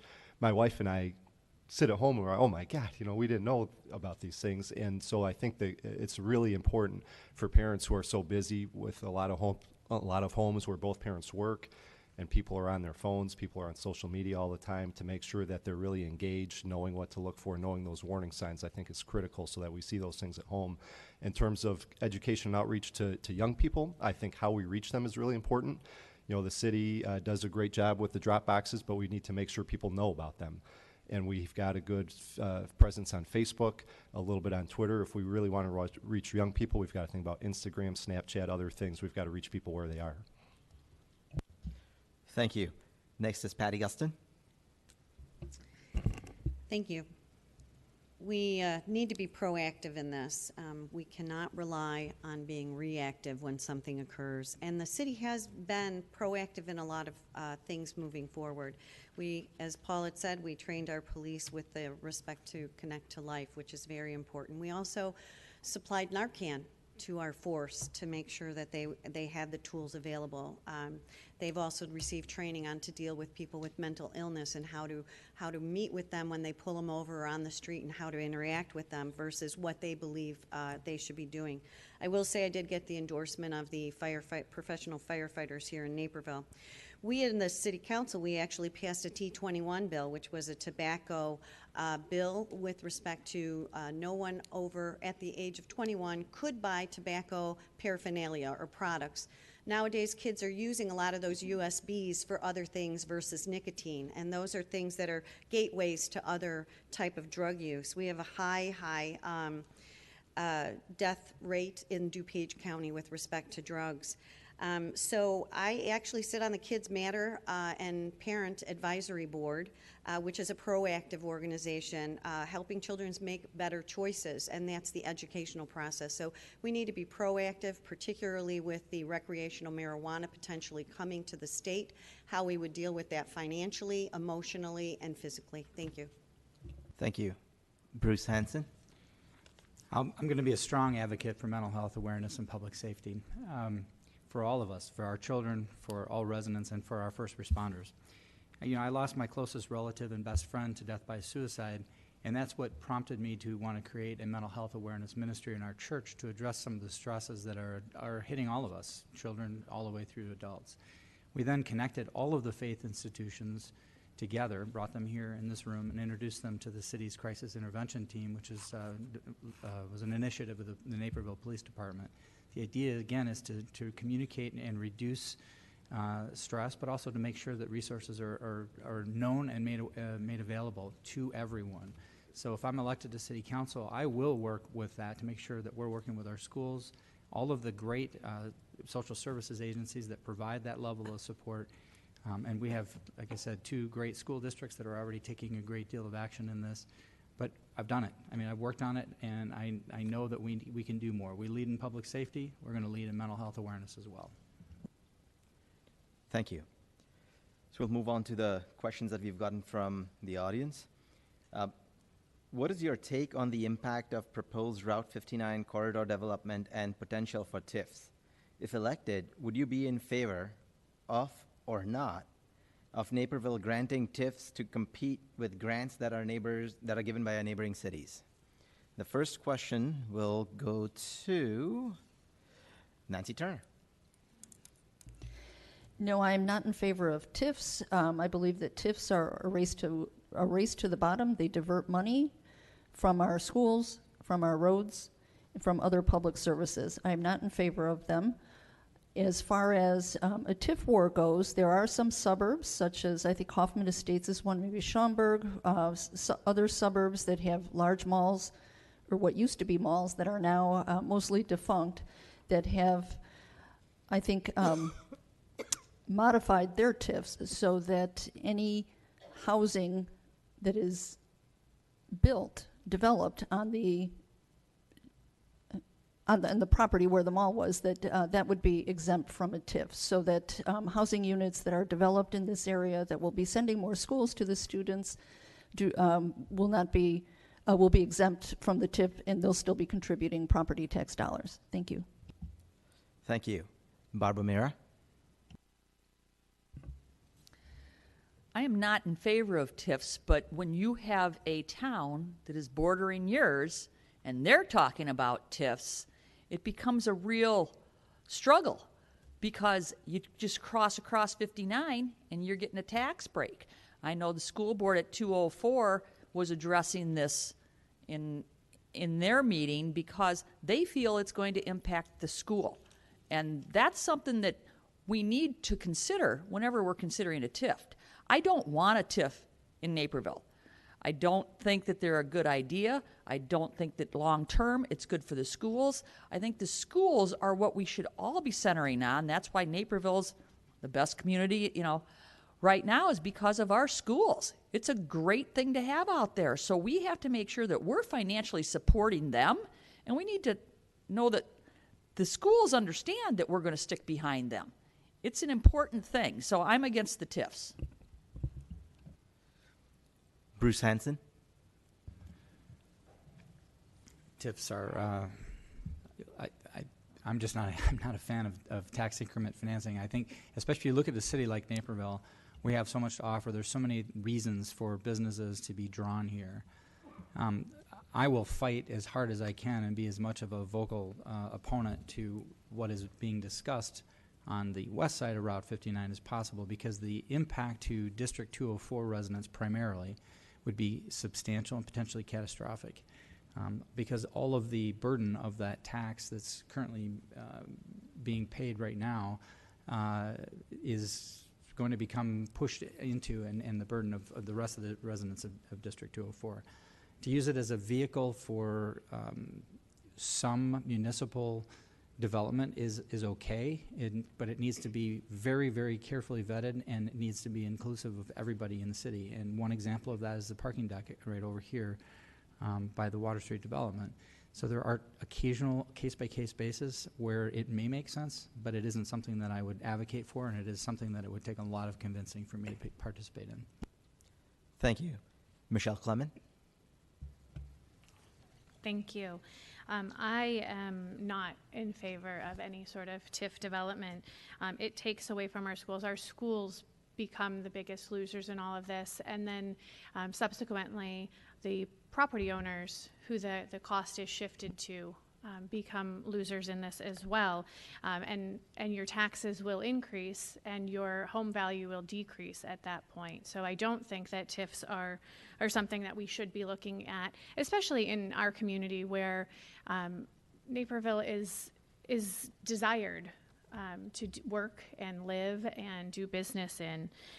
This is a cost shift by the city of Aurora to the residents of Naperville to have this development go through. We do have a TIF. It is mostly in a commercial district, not in a residential area, and I applaud the city council at the time for looking into that. They had the agreement of the school district at that time when the TIF was created. Thank you. Next is Whitney Robbins. I will echo what everyone else up here has said. I am not in favor of TIFs. I think the most important thing that we can do as a community is stay very involved with the neighboring community that is talking about this. I think we have to show up to every meeting. We have to be very vocal, and we need to figure out how to partner with that community because of all of the things that have been outlined already, whether it's the impact to our community, our schools, everything. So again, no, I am not in favor. Thank you. Paul Hinterlaw. Thank you. No, I am not in favor of a TIF. It will do no good for the residents of 204. It'll just be a tax burden. It'll shift a tax burden onto them. And there's more 204 students in the 204 district than all of the students in 203. It's a very large sum of Naperville residents that are going to have to feel the tax burden that actually was put in place by the outlet mall. Aurora designed or developed the outlet mall, and it really pretty much put Fox Valley Mall out of business. And now they're going to take it upon our residents to pay the bill.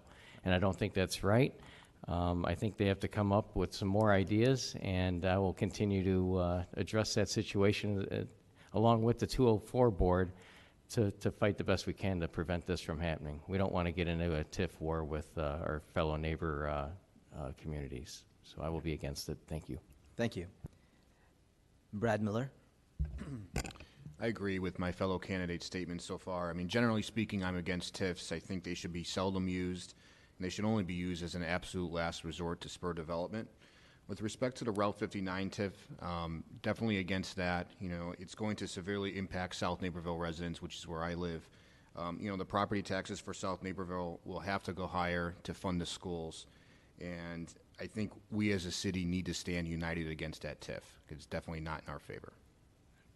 Thank you. Teresa Sullivan? Since I've heard all of my fellow candidates answer this question several times, that we all have the same thing to say about it, I'll make mine quick. No TIF.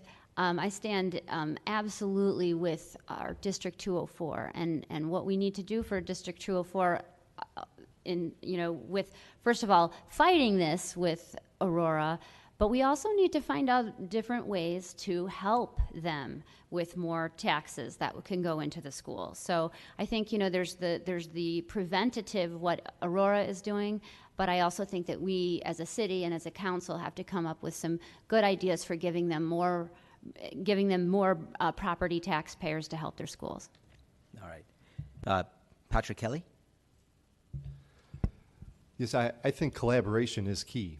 So the easy answer for all of us is no. I think none of us are in favor of TIF. I am not in favor of TIF in this Aurora 59 area, particularly because you're talking about having a significant portion of it be residential. If it was commercial and didn't generate students, I still wouldn't love it, but that would be another question. If they're going to add a lot of students and not pay for those students, it's a huge problem. But if we as a city council stand up and say, we don't want you to do that, Aurora, and they say yes, we don't have a vote on that. They're going to vote. They're Aurora City Council. They'll decide. We've got to be able to come to the table and work with them to try to figure out a reasonable and creative solution to avoid it so it doesn't actually happen. In terms of the second part of the question, what to do in Naperville, I would not be in favor of a competing TIF on the east side of Route 59. To me, the answer to bad policy is not more bad policy, and I would not want to compound the problem that they might cause in the first place. Thank you. Patty Guston. Thank you. I am actually one of two residents. I think, Bradford, you live in District 204, correct? So it's really going to hit our pocketbooks if this happens. So I'm very passionate about it. I am not a big supporter of TIFs. I know that Water Street was done in a TIF and it worked out really well, but sometimes they don't always work out. I will say that I did talk to the superintendent, Superintendent Sullivan for 204. They obviously oppose it. Some of their concerns is capacity. They do have student capacity south of 75th Street, but they don't have capacity north of 75th Street. So if in fact that goes in, that's going to affect their budget. Along with the fact that Naperville does have an area on the north side of the city and the south side of the city to expand. And that's within our city limits. So it's important that we really keep an eye on this and make sure that we do the best that we can do for Naperville with respect to it. I don't support TIFs, although Water Street did work out well. I am pro-business, so you really need to take a look at what benefit it's going to do for the community. In this situation, it won't benefit the city of Naperville or our residents. Thank you. Moving on to the fifth question of the afternoon. I haven't fully read it, but it sounds like it might be a two-part question, so I'm just going to read it out. Many companies are moving to Chicago and other areas like companies like BP, ConAgra, Office Depot, etc. What can be done to stop this exodus and reverse the exit? And we have seen Naperville getting more residential projects than commercial. Commercial development helps ease financial stress from residents and school districts. What steps, initiatives would you bring on to or bring to the table to attract businesses, get more commercial development in Naperville? And we will start that question off with Patty Guston. Well, I think we have to be creative with respect to how we bring and retain commercial in the area. Commercial is different nowadays. Before it was strip malls, before it was big box stores. That is the way of the past. In the future, we need to be able to identify how we can move in and have a blended type of development that has not only retail but actually has residential, potentially maybe even up on Ogden Avenue, if you have some type of retail base and then have residential above it to support that retail base. That might be something. We have to think out of the box. BP and some of the other companies that went to Chicago, they went because they were offered big money. to be able to go there. So they had some incentives, and for big businesses, that is the way in which they do it. Naperville is a very desirable place to be.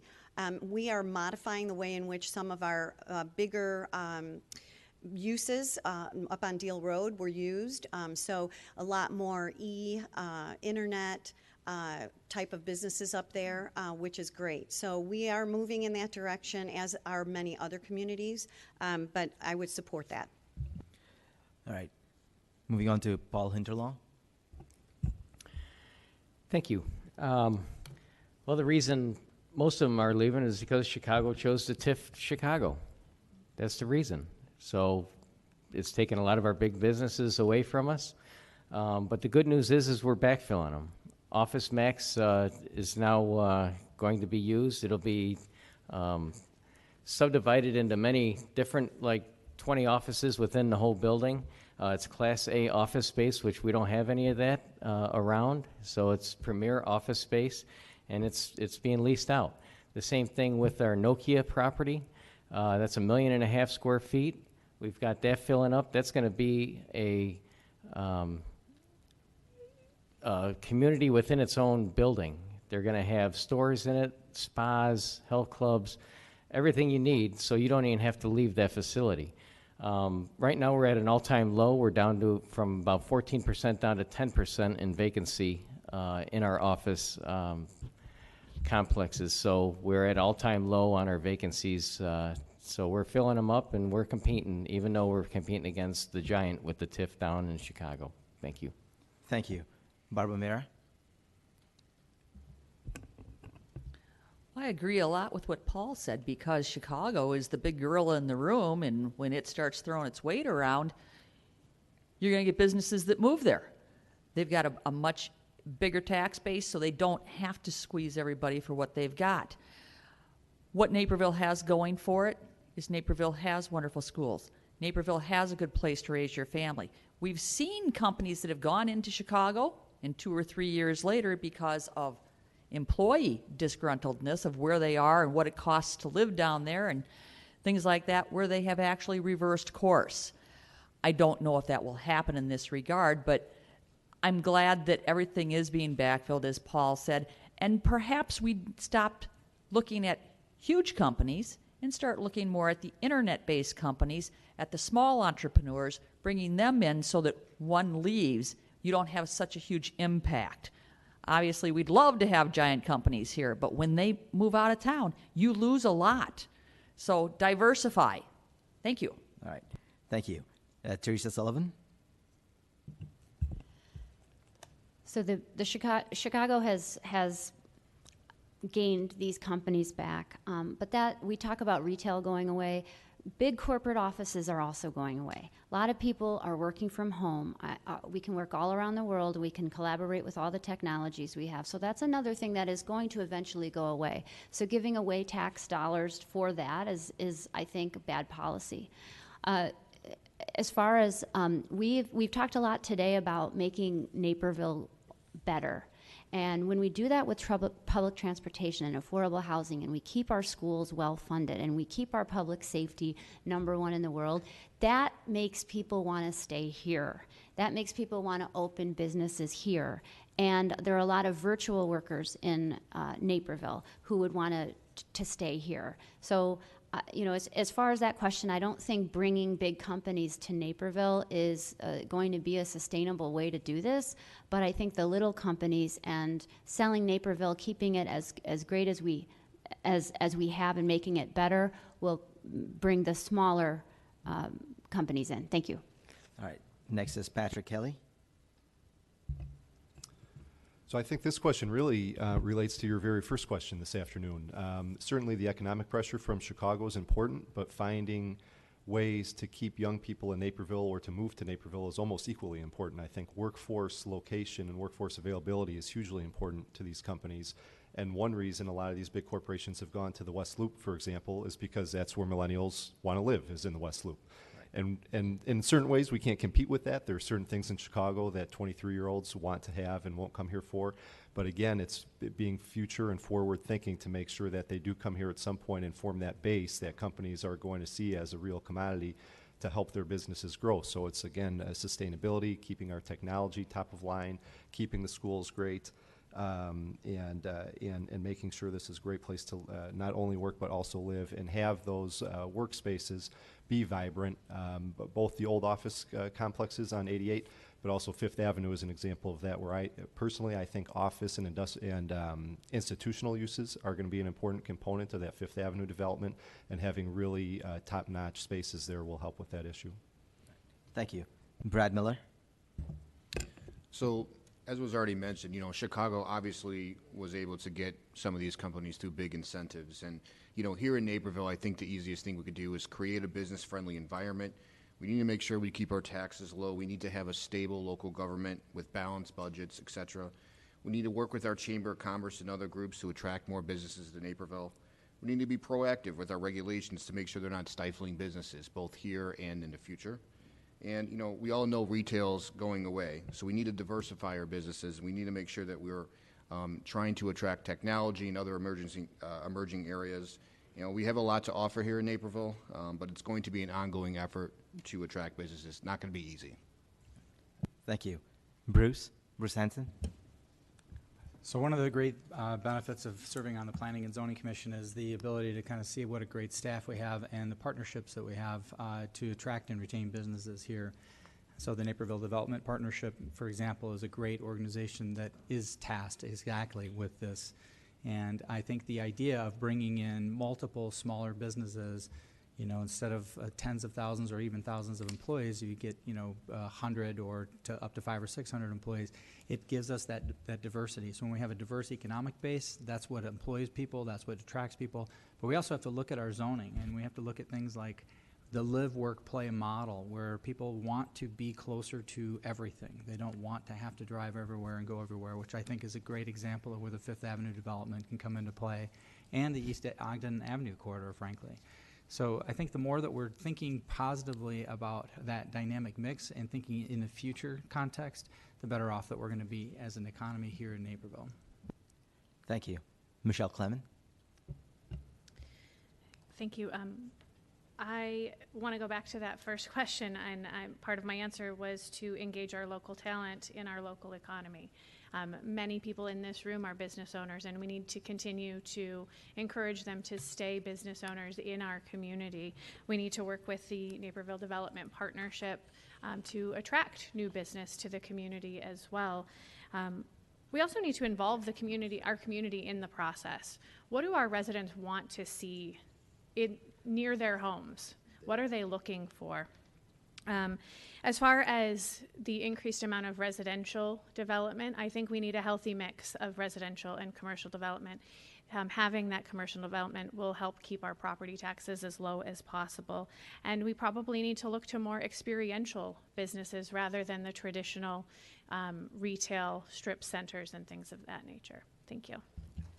Thank you. Nancy Turner.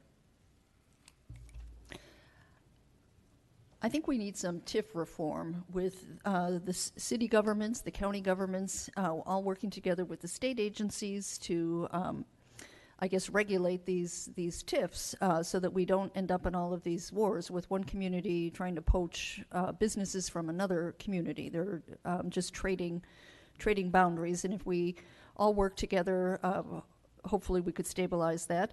I think one benefit to the departure of some of these places like Nokia and so on, I guess not the building, but one benefit is instead of attracting more of these big box buildings, with large carbon footprints, this thinking smaller, I think, will lead us to a more sustainable path. And also this does go back to question number one about what do millennials want. I think it's important that we keep that in the forefront of our minds with future city design. Thank you.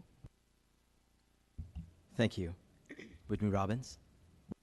Yes, so I will echo a lot of what others have already said, but one thing that I find so important is Naperville needs to not be distracted by what Chicago is doing. We do so many things well, not even well, we're the best. And so we need to continue to retain these businesses that we already have here today. And like in that first question, talking about what millennials want, they do want that live, work, play, and they want it fast. And Naperville has a unique opportunity to actually continue to be best in class, and that is utilizing our dark fiber assets, which a lot of people say, what is that? But Naperville does have that, and right now it's not being utilized. And so when we start to revitalize the Office Max building, like Paul mentioned, which is now the Schumann, or other places even close to 59, we need to look at that and make sure that we're utilizing that fiber. So when our companies are coming in and these millennials are saying, what do you have to offer? That is going to make us different and why people want to be here. Thank you. We're going to move on to our next question, which is, there is always a challenge to manage development while managing resources. With a number of new developments coming to southwest Naperville, such as Wagner Farms, Naperville Crossings, Polo Fields, please give your take on how they will impact the city's resources, such as roadways, sewage, traffic management, and school system. We've talked about school system a little bit, so we can skip that part. Would you be in favor of allowing more medium and high-density housing in this area? The first to answer that would be Patrick Kelly. The quick answer is not until we get the infrastructure right. So I think there is room for development. I don't think it would be wise to say we should not continue to develop our city. We've got to always advance and move forward, but we shouldn't do it at the expense of the current residents without taking care of problems that exist and without planning for problems that we know will come from these developments.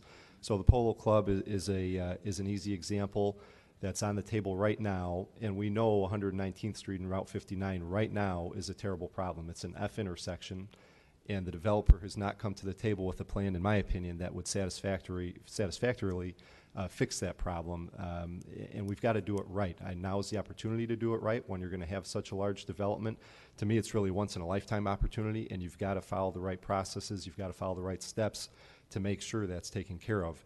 It's going to involve working with other municipalities, other governmental agencies. It's not going to be easy, but those are the things that we've got to have the will as a council to sit down and do and get right before we move forward. Thank you. Whitney Robbins. Yes, thank you. So, you know, I think we have to be open. I'm not in favor of putting high to medium density across the board. But when I look at the property, I think it's right behind Potbelly's, I think 95th, that sat vacant for 15 years. They tried 100 different ways to sell that property as a commercial piece of property. It didn't go anywhere. And so the city said, okay, what can we do differently? And so they rezoned it. And that's caused a lot of controversy, but I support that. I think that was the right decision. When I look at Polo Fields, and knowing that I sit on 119th the way that we all do, if you go to soccer games or live over there, we know that we have an infrastructure issue, and we need to solve for that.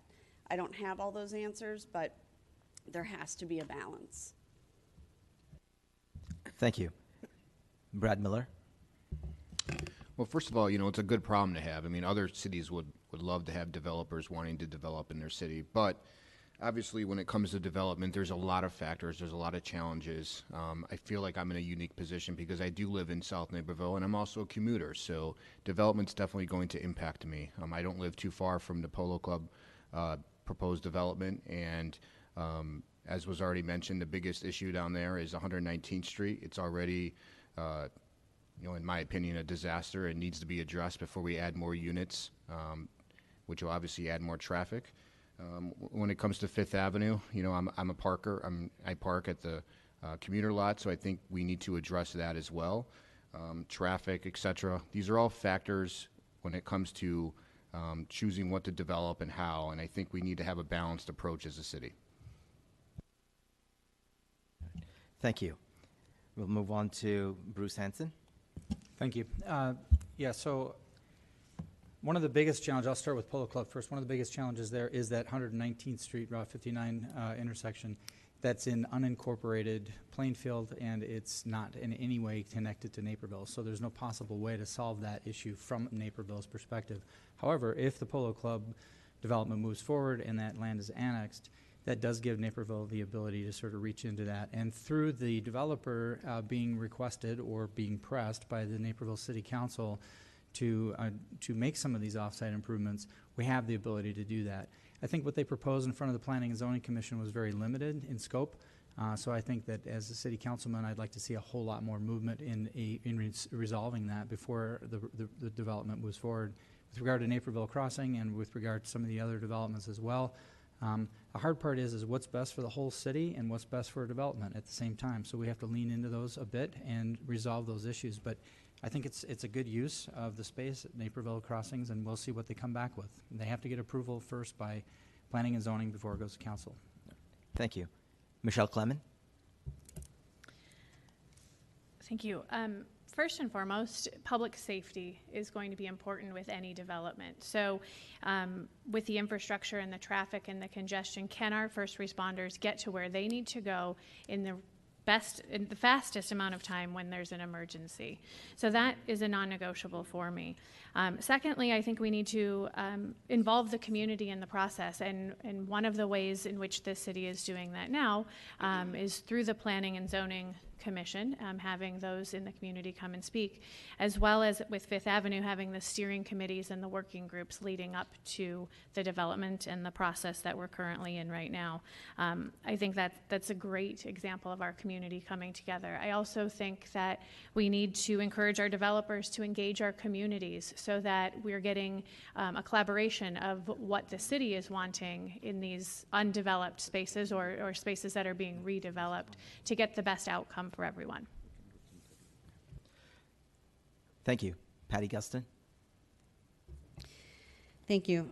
I have friends and families and clients that live on the south side. I do live far north, but I think these are three different components. Wagner Farms actually had infrastructure that could accommodate the additional growth of the housing.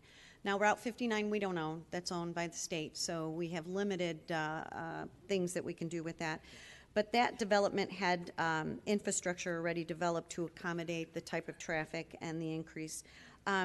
The Polo Club, on the other hand, is going to be potentially annexed to the city. The reality is, if it's annexed to the city, we then are responsible for that road, and we're responsible for that traffic. So for me, you have to be smart about this, and we are a very smart community. I'm not in favor of the development until we can figure out exactly how we're going to deal with the traffic and the infrastructure on that particular parcel. The Fifth Avenue development, I actually am on the working group. I was on the working group with Patty. the residents and the developer for water and traffic, and I have to stop. Thank you. Thank you. Paul Hinterlong. Thank you. The first thing we addressed when we looked at all these developments is our public safety units, and they can handle, on a public safety aspect, these new developments. Naperville Crossings, we talk about live, work, play. Adding residential to Naperville Crossings, we have not been able to find anyone on them interior lots, so if that was redeveloped today, brand new, it would have more of a live, work, play atmosphere of what people want today, so that's why we added that residential component to it. Wagner Farms, we checked with 204. They said they have the capacity for them, no capacity on the north end of their district. And the Polo Club, we talk about diversity for seniors, new families. This project does have that diversity in it, what we're asking for. Problem is the infrastructure of the roads and being able to handle those. So we have to work with the developer and the community, surrounding community, to work together and come up with a solution on 119th before we move forward on it. Thank you. Nancy Turner. Well, there is not a one-size-fits-all answer. They're all different projects, and each project has its own needs. But I think for every project that comes before City Council, the infrastructure needs need to be addressed first. And we all know that per household in Naperville, there's not just one car, there's two cars, and in some cases there are three cars. So adding 500 units to the Polo Club is not, we're not adding just 500 cars to 119th Street. And the other important part of the process is to work in partnership with the school districts so that the schools are not overwhelmed. Thank you. Thank you. Teresa Sullivan. So that was a really loaded question. I was going to ask you to say the question again, but I think I know the different components, so I'll just try. Okay. So as far as I agree with what everyone has said here. The decisions that City Council has already made on Wagner Farms and on Naperville Crossing, I agree with. The Polo Club has not been taken up by City Council yet. I would not, in its present state, it is not ready for all of the reasons that have already been stated. One thing that that I think was in that question was about medium and high density. I don't think you can just say yes. I'm in favor of that, but I do think we need more affordable housing, and I think we have to think to the future. And people want smaller things. People want smaller places, and I'm thinking about how we can look at that for land use in smaller zones for housing and affordable housing, and those things won't look like huge skyscrapers, but instead smaller units. Thank you. Barb O'Meara. With the developments we're talking about and what they have down at the Polo Club with 119th Street, there's no way you can put in that amount of people and expect them to all go out on 119th and go out on 59. You've got a bridge there that you cannot take a bus over, and yet your high school is over that bridge. So you've got to go whipping around out to 59 and come back. It's not viable. As Patrick said, it's already an F intersection. There's no way that this is going to work in its present form. So as it is, I'm against that until the infrastructure is figured out. The second thing is, with all these developments, we have to have a plan for sustainability and our storm runoff. You can't just keep putting more water into our storm sewers. It's not working. So we have to have permeable parking lots. We have to have a place where this water is going to go. We have to have that all planned out before we approve another big project down there at the Polo Clubs. Thank you. Thank you. So in theory, we were going to do 2 additional questions that would take us, from a time limit perspective, but we've got a lot more from our audience. So instead of doing 1 minute, 2 questions, I'm going to break it up into 3 questions, 45 seconds, and 30 seconds. So it'll be exciting for everybody. Hey, bingo time, right?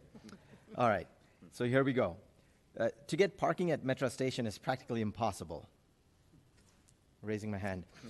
There are people waiting for 10 years. What can be done, in your opinion? And what would you do to improve public transportation within the city of Naperville? To make it better, obviously. The first one goes to Barb. Sorry, Yay. Barb O'Meara. Parking. This is ridiculous. 20 years ago, I moved here, and the first thing somebody said was, order your parking pass now. And I'm like, I don't use the train, thank gosh, because I don't want to have to deal with that. This is an ongoing problem that should have been dealt with a long time ago. You have a tremendous amount of opportunity along Ogden. You've got a tremendous amount of opportunity to put off-site parking somewhere and shuttle people back and forth. It would take 5 minutes.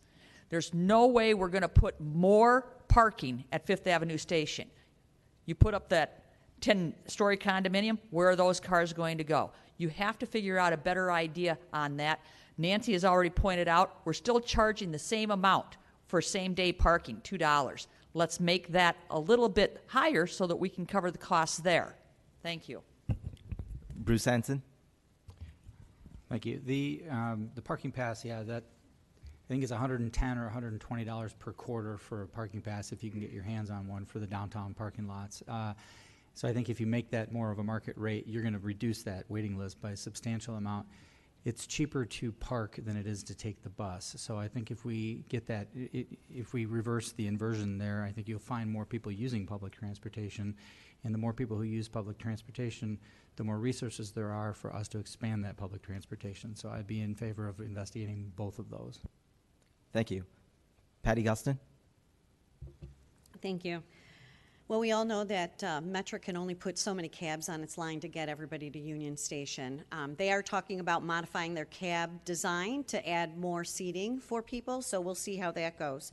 With respect to Fifth Avenue, yes, there's a 12-year waiting list. However, there's no waiting list at Route 59. You can hop on the train at Route 59 and head on into the city. I had 6 years ago talked about and actually did a PowerPoint presentation with respect to a people mover system. kind of like a trolley system or San Francisco trolley train. That was something that I proposed and gave to city staff after we did our Fifth Avenue corridor study.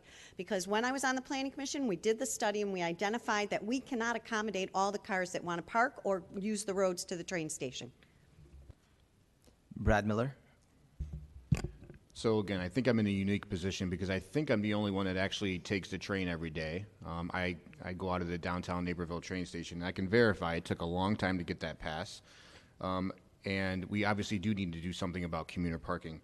I think with the Fifth Avenue development, if we can reconfigure the parking, that would help a lot because 80% of us go south, including myself. And where I park currently, it's the exact opposite way of where I need to go. So I think if we can reconfigure where the parking goes with regards to the Fifth Avenue development, that would really help a lot with traffic. But we definitely need to address this problem. It's been too long.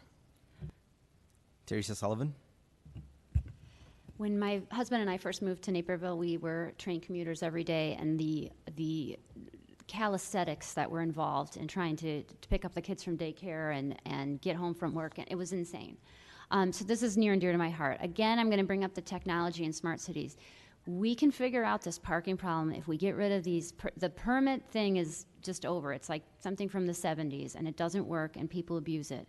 We need to do something where we can have an app where people know that they have parking and they know exactly where it is. And the way that we can do this is through algorithms, and we can alleviate a lot of the traffic if we say, this is your spot, and we know what train people are going to take. They can just tell the app what they're going to do. The technology is all out there, and we can make that happen right away. So that's something that we need to fix before we start Fifth Avenue development. Thank you. Whitney Robbins. Yes, thank you. So this is clearly near and dear to my heart because I deal with this every day. I live 3 doors down from Fifth Avenue, and my kids walk to school down Fifth Avenue and Washington.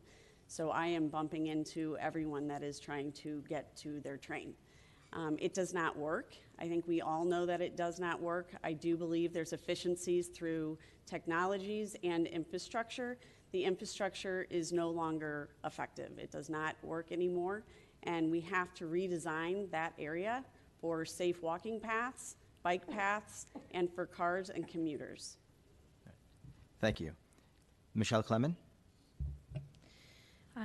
So I agree that something needs to be done with the cost of the parking. If it's cheaper to park than it is to take the bus, we have an upside down problem with trying to get to and from the train. I think we need to be forward thinking as well. We're looking at probably in the next, I would say, 5 to 10 years having autonomous driving vehicles. So then what happens if we should add more parking? So we need to be forward thinking in that manner as well. I also think public transportation is an issue for those that aren't commuters.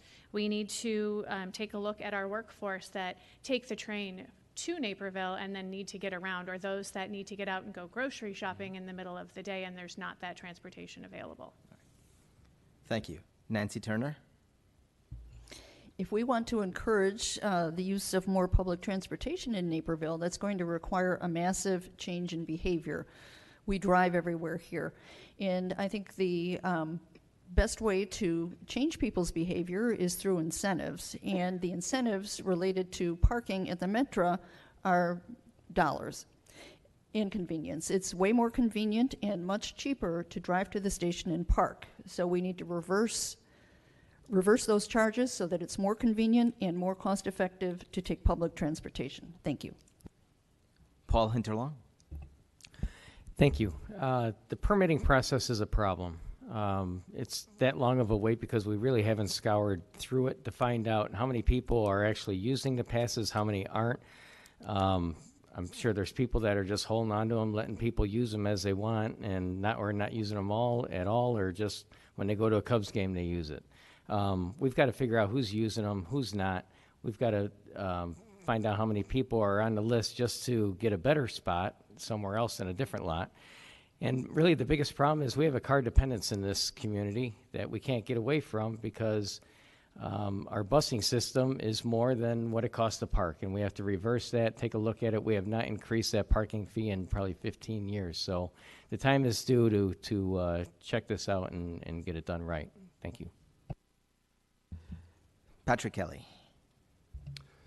Yeah, I'm a member of the steering committee on this Fifth Avenue project, and as part of that role, I stood at the podium last fall, and one of my arguments to council is that we should not move forward on that project until we have a solution on the commuter parking issue. It's a fundamental part of that entire project that we've got to know up front, and one thing that I think is really important is working with full information. And we don't have it still. After a year and a half of that process, we still don't know exactly who really parks there. There's open spaces if you drive by in the morning.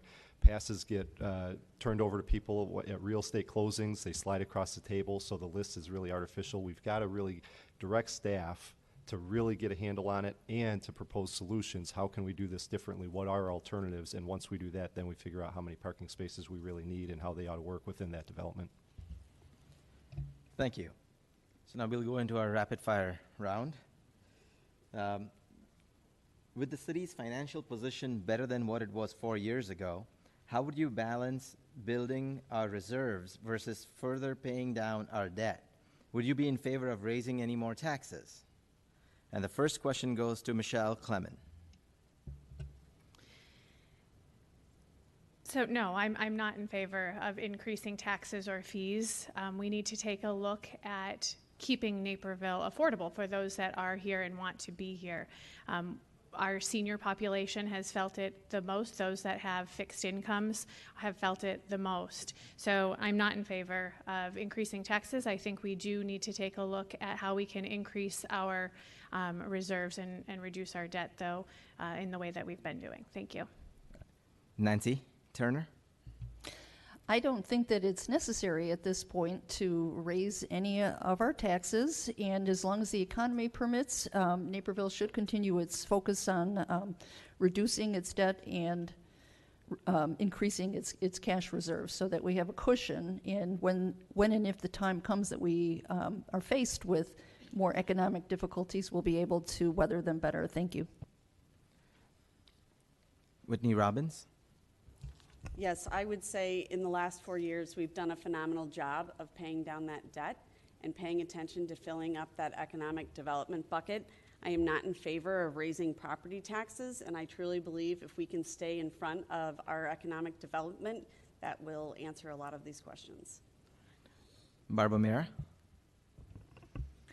I'm also on the bandwagon of not raising taxes, but I think you're going to be hard-pressed to find somebody that is. And so we need to obviously have a plan to reduce our debt.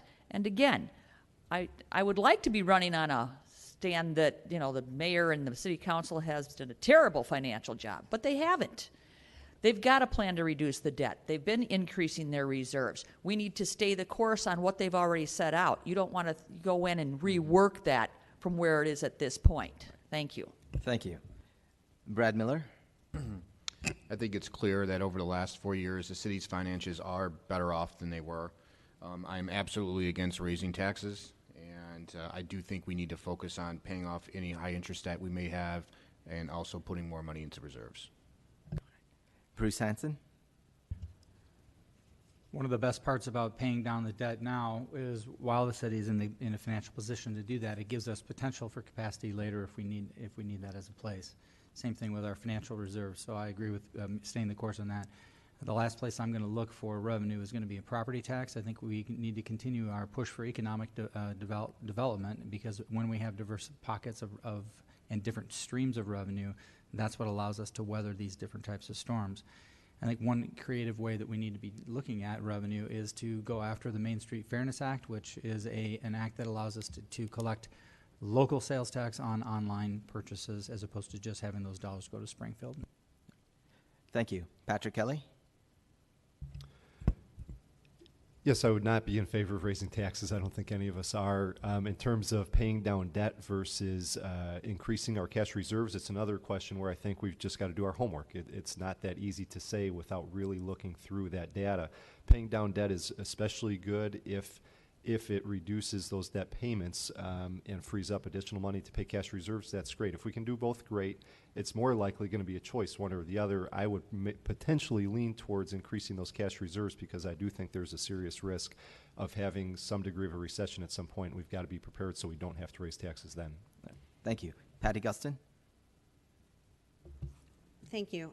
When I got on the dais with the other council members, we had a $6 million deficit, and we had to figure out a way in which to handle that. And we were the first city council to institute the financial principles. One is to increase the reserve amount by 25% within the next 8 years. We are in advance of that. We're at 23% now. 25% reduction in our debt. That's important because when we borrow money, we need to make sure we retain our AAA bond rating. Otherwise, it's going to cost the city a lot of money. And keep our city services, the quality of our city services. So we've already moved forward with respect to that, and I'll continue to do so. Thank you. Thank you. And Teresa Sullivan. I believe the property taxes are the last place that we want to raise money. And as far as the balance between the reserves and debt, I think City Council has done a great job in the past 4 years. I think we need to continue to have structurally balanced budgets, and I think that we both raise our reserves and lower our debt, but we don't take out more debt. So even though we're paying down debt, I don't think we should be taking out more. So I keep an eye on that. Thank you. And make what you may of this last question. What is your stance on Naperville's minimum wage ordinance? And this is 30 seconds. We'll start with Brad Miller. Paul didn't get the answer last. Oh, did I miss Paul? Okay. Sorry, I marked it as I already asked. I'm sorry, Paul. Paul. That's all right. Thank you. Yeah, we need to stay the course in our financial principles. Right now, we're at 23.7% on our reserves, which is about $28 million we've increased our reserves with. Our debt, 20.9%, we've already reduced those about $25 million. Through efficiencies, we're able not to raise taxes. It's the last thing we all want to do is raise taxes. We maintain a AAA bond rating, have for the last 23 years. It's our lowest tax rate in 50 years and our lowest employees per 1,000 residents in 50 years, too. And it's also enabled us to lower your property tax 15% over the last 4 years. So what we have in line is working very well. Thank you. Thank you. And I apologize for that, Paul. All right, so I'll repeat the question again. It's a 30-second question. What is your stance on Naperville's minimum wage ordinance? And we will start with Brad Miller. I think when we're talking about minimum wage, statewide or locally, I think we need to take small steps as opposed to big steps, because obviously it's going to impact a lot of small businesses. It's also going to impact our schools. The schools have a lot of people that work around that wage level, and obviously if they have to pay them more, the money has to come from somewhere, which will obviously be our property taxes. So I think we have to be very careful, and we have to take small steps, not big steps. Thank you. Patty Gustin? Exactly what Brad said. All right. We have to be careful about that. Our school taxes are high already, and that's because we do a wonderful job in the education of our children. But with the minimum wage also comes that additional burden to the school district, and that, again, is going to affect the real estate taxes. Thank you. All right. Michelle Clement? I agree with what Bradford and Patty have said as well. This is going to hurt our school districts. It will hurt our small businesses. We may lose jobs because of it, because we'll find more technologically creative ways to get around that minimum wage requirement. Patrick Kelly? So I think it really is a state issue. The state bill was passed. It's now state law, and it is going to be an increase over, I think, 5 years. So the municipal question, I don't think there really is one. We've got to follow state law. And I think for what it's worth, there is some real benefit to it. I think people who do work full-time should earn a living wage. There are some protections built in that I think were really good to the state law. There will be tax credits for small businesses under a certain number of employees that will help ease that burden on Naperville small businesses. And people under the age of 18 are going to have a reduced wage than the typical minimum, which will help. Thank you. Thank you. Bruce Hanson? One of the challenges to jumping the minimum wage too quickly is that you end up putting a huge burden on some of the most vulnerable parts of the population. That would be nonprofit organizations, even our city budget and our schools. So I am definitely going to be watching this very carefully, especially when it comes to anything that's going to touch our property tax bill. Thank you. Nancy Turner? Well, it will be a gradual increase. It will be $15 in 2025, so that does give employers in Naperville time to plan and adjust. I think ultimately it will benefit Naperville in that there will be more dollars spent in Naperville, and small businesses especially, I hope we'll see lower turnover. Thank you. Teresa Sullivan? I have to agree with Nancy and Pat on this. I think a lot of the times we look at minimum wage, the state law, and say, oh, we think about the businesses. My focus has always been on the residents, and I think it's a great thing that we're going to have more people are going to be making a living wage, so they can afford to shop in Naperville, and they can afford to dine in Naperville. So, it's state law. We'll follow the state law, and I think it's going to be a good thing. Thank you. Barbara Mera? I am all for the increase of the minimum wage because minimum wage has been stagnated and the people at the lowest end of our economy cannot afford to live in Naperville. And yet we've allowed the CEOs to increase their salaries and their take home, and yet we have stagnated down here at $8 an hour. People can't afford to live on that. That's below a livable wage. So I am for increasing the minimum wage. I believe that we have lost step in trying to keep up with where this should have gone. Historically, this should have been moved forward so that we weren't facing this large of an increase. But as Patrick said, it's state law now, and we're going to have to abide by it. Thank you. Whitney Robbins? Yes. So I think this is something that we all have to be pretty dialed into. It's easy for me to say, yes, I agree, they should increase the minimum wage. But I do also see the reality of some of these businesses who are not going to be able to employ all of the employees that they have. We've seen it across the board. McDonald's, Amazon, they're all going to automation. I go into a hotel, I don't even see a human. I check in through my phone. So there is going to be an impact, and we just need to pay attention to it. Paul Hinterlong. Thank you. It is a state issue, and we have to tread lightly, take small steps in trying to address it. And last thing we want to do is force any more burden on the taxpayers through the school districts having to pay extra and increasing the tax bills. But we also have to find out the ramifications and be able to react to the ramifications that it does put on our businesses here in town. We don't want to lose any businesses because they can't afford the employees that they have now. So we don't want to lose anybody. So we need to keep a close eye on it. Thank you. Thank you. We have a few more questions, but we are not going to go through those. We are out of time for today. So we'll start off with closing statements from our candidates. Let's start with Paul Hinterlong.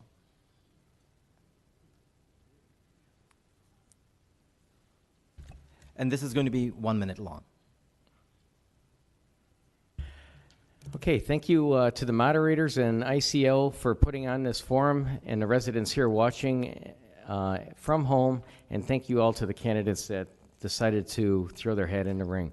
Naperville has been home for me and my family for 8 generations. I'm proud of the quality of life we have in Naperville and want to ensure that it continues for your family. I'm ready to serve as your councilman and help guide our community through the complex and diverse challenges that lie ahead. What sets me apart from the other candidates is I have more experience than any other candidate in the race. In 2015, we adopted principles that would reduce our debt by 25% and increase our reserves by 25% by 2023. We have a AAA bond rating for the last 23 years, the lowest tax rate in the last 50 years. I pledge to strive for greater excellence moving forward and will work every day to make Naperville an even greater and better place to live and raise a family. I'm the only candidate with all 4 endorsements of the Chamber NACPAC, Fraternal Order of Police, Professional Firefighters, and the Daily Herald. I'm third on the ballot and ask for your support on April 2nd. My website is votehinterlong.com. Thank you. Thank you. Michelle Clement. Thank you to the IOC for hosting, and to our moderators. Thank you for all being here, and those watching at home and around the world. I appreciate the time that you've given us today. I decided to run for City Council back in November. after this last election, there was a statement made, it seemed, that we needed a new and fresh voice in our government. And I want to be that fresh voice for you. I have been in the community for 15 years. I've been involved on not-for-profit boards, as well as on the city's Housing Advisory Commission, which gives me a unique opportunity with the developments coming forward to address our affordable housing needs. I love this community, and I want to continue to give back to the community that welcomed me 15 years ago. I'm number 5 on the ballot, and I'm asking for your vote on April 2nd. Thank you. Patrick Kelly. Thank you. Thank you to ICO for hosting us and for everyone who came out to watch and is watching on TV. Really appreciate it. And I think you've heard tonight or this afternoon that there are really a lot more similarities than disagreements with a lot of the candidates. A lot of the big issues, you hear some similar answers. And I think a question is who should be on council and who has the skills, the background, the experience, the knowledge, and the commitment to do it. And I think I've exhibited that I have. I've got the work experience. I've owned my own business in downtown Naperville. I've been committed to the community through nonprofit work, through the steering committee for the Fifth Avenue project. And I've worked really hard at this campaign to prepare myself to make sure that I would be an effective council member on day one. I've met with all the department heads of the city departments. I've been endorsed by the Daily Herald and by the Naperville Firefighters Union, and I would appreciate and ask for your vote. I'm number 4 on the ballot, and thank you very much. Thank you. Nancy Turner. I'm committed to working hard on city council in a collaborative fashion. I've done that through my whole career as an educator. I'm very capable. I have 2 advanced degrees, one in a master's in Latin and an MBA. And I care deeply about Naperville's future. If elected, I will propose expanding our city's vision and mission statement to include making Naperville more sustainable and more inclusive, in addition to being the #1 destination for business. My name is Nancy Turner, and I hope to earn your vote on April 2nd, and thank you everyone for your attention today. Thank you. Patty Gustin. Thank you, ISO, for hosting this event this afternoon. We are so blessed to have so many candidates that want to give of their time and serve. I will support smart development that improves our financial balance and retains the character of our community, because that is why families move here. We already are working on dark fiber options through the city. And we also, a couple years ago, I actually was the individual who stepped forward to say we needed a parking app. And we have been working with local businesses to identify how we can get a parking app for them, or they can get a parking app for themselves. I will continue to keep Naperville a safe community. I am proud to have received the Naperville Fireman's endorsement. My care is evidenced by the passing of the T21 bill, limiting those gateway drugs that lead our youth to opioid and other drug abuse. Supportive initiatives that help our kids make healthy choices. I will continue to support our seniors by actions, not just words, with Gabwick Gustin and other events that I attend. And I will continue to be the liaison for the Naperville Sister City Commission, providing blended cultures. 4 years ago, I promised to eliminate health benefits and pensions. Done. I promised transparency. Our website and IT have progressed leaps and bounds. Patty. I promised to repair the budget. We've done it. So on April 2nd, please vote for Patty Gustin. Remember, you can trust a Gustin. Sorry. Teresa Sullivan. Thanks again for coming this afternoon. I've been out knocking on doors and asking Naperville residents to trust me with the important decisions of the city that we all love. And I have been really fortunate to meet such interesting and earnest and active residents, and people who always go out and vote and who want to make great decisions for our city. My goal is to serve on city council the way I show up in real life, with accountability, with integrity, and with humility. I'm straightforward, data-driven, socially conscious. I look at the residents of Naperville as advisors who can help the council determine what's best for our city, and I want and welcome your feedback. If anybody has further questions for me, my website is sullivanfornaperville.org, Facebook page is Sullivan for Naperville City Council, and I have weekly video conferences where I ask people to come and ask questions, and you can ask me directly. Thanks for making our city great, and I hope I'm one of the 4 people here who's earned your vote on April 2nd. Thank you. Thank you. Whitney Robbins. Yes, thank you again. Thank you all for coming out and spending your afternoon on Saturday with us. I am Whitney Robbins. Like I mentioned earlier, I love Naperville. I grew up here. I am raising my kids. I am just like everybody else in the community who is actively involved and utilizing this community. I think I bring an interesting perspective to the table that is not currently there on council. Because of my 20-plus years in the telecom industry in corporate America, it differentiates me because I also am a mom with 3 little kids, and I have 2 aging parents in this community. I have a vested interest. I have a vested interest in all of you, and on April 2nd, I would be honored to have your vote. I am number 8 on the ballot. Thank you. Thank you. Bruce Hanson. I'm grateful to all of you today, grateful to ICO for putting this on. Thank you for spending time with us. I'm also grateful for the honor to have served residents of Naperville for these past 16 years. I'm grateful for, I love this city and I love the work that I've been asked to do so far, and I want to continue to take that next step and serve in Naperville City Council. I believe strongly in building on our commonalities and not dividing on our differences. And if elected, I'm going to continue my focus on the right steps to keep city costs low, make sure that we have a diverse base of revenue to keep property taxes low. I'm going to work to address diverse housing and commercial options that add vibrancy to our city while being respectful of the neighborhoods and sense of community around them so that we can protect our schools, parks, and keep Naperville the amazing city it is to live. I will also be an advocate for mental health awareness and public safety for all residents and for first responders. My wife, Amanda, and I have lived here since before 2000, and we raised our children here, and we love Naperville. I'm the only non-incumbent to receive both the Daily Herald and the NACPAC endorsement. I'm number 6 on the ballot. I'm Bruce Hanson, hansonfornaperville.com, and I ask for your vote on April 2nd. Thank you. Thank you.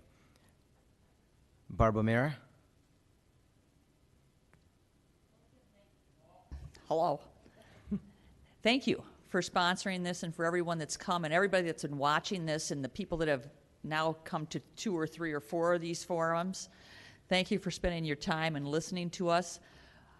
It's amazing that Naperville, again, has a first world problem here where you've got 10 very able, qualified people that want to represent you.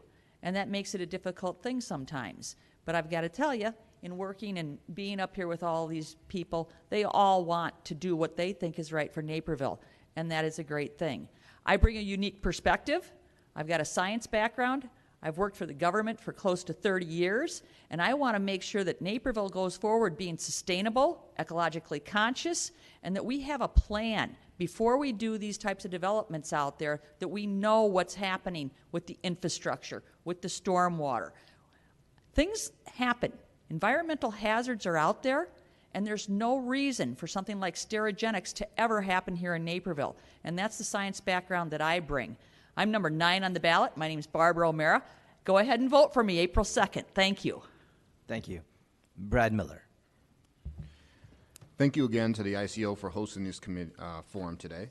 My name is Bradford Miller. I'm a first-time candidate for Naperville City Council. My family moved to Naperville because it's a great city. You know, we have a AAA bond rating. We keep our taxes as low as possible. We keep our spending in check, and I'm running to make sure we stay in that direction. You know, things are not perfect. We know there's significant challenges lying ahead. We have traffic issues. We have big developments on the horizon. We have a growing opioid crisis in our community. But I'm ready to tackle those challenges. I'm ready to fight to keep Naperville the best place to raise a family. I'm a small business owner. I know how to make hard decisions. I know how to balance budgets. I know how to have a plan for the future. I know how to lead. I was just recently endorsed by NACPAC as a first-time candidate, so I'm very proud of that. My name is Bradford Miller. I'm running for City Council. I'm number 1 on the ballot. I'm asking for your vote. My website is millerfornaperville.com. Thank you. Thank you, everyone. I think that brings an end to the question and answer and closing statements part. I'll hand it back to Krishna to summarize the end. Well, first of all, thank you, all the candidates. Can we have a big round of applause? Naperville is great because of these people. I mean, when people step up and really come up to go up and beyond to help Naperville. So thank you. Thank you for what you do. It's not easy to run, first of all. It takes a lot to commit your time to run a campaign. I have done it. I know how it is. It is a difficult task. You all are doing it. So hats off for you.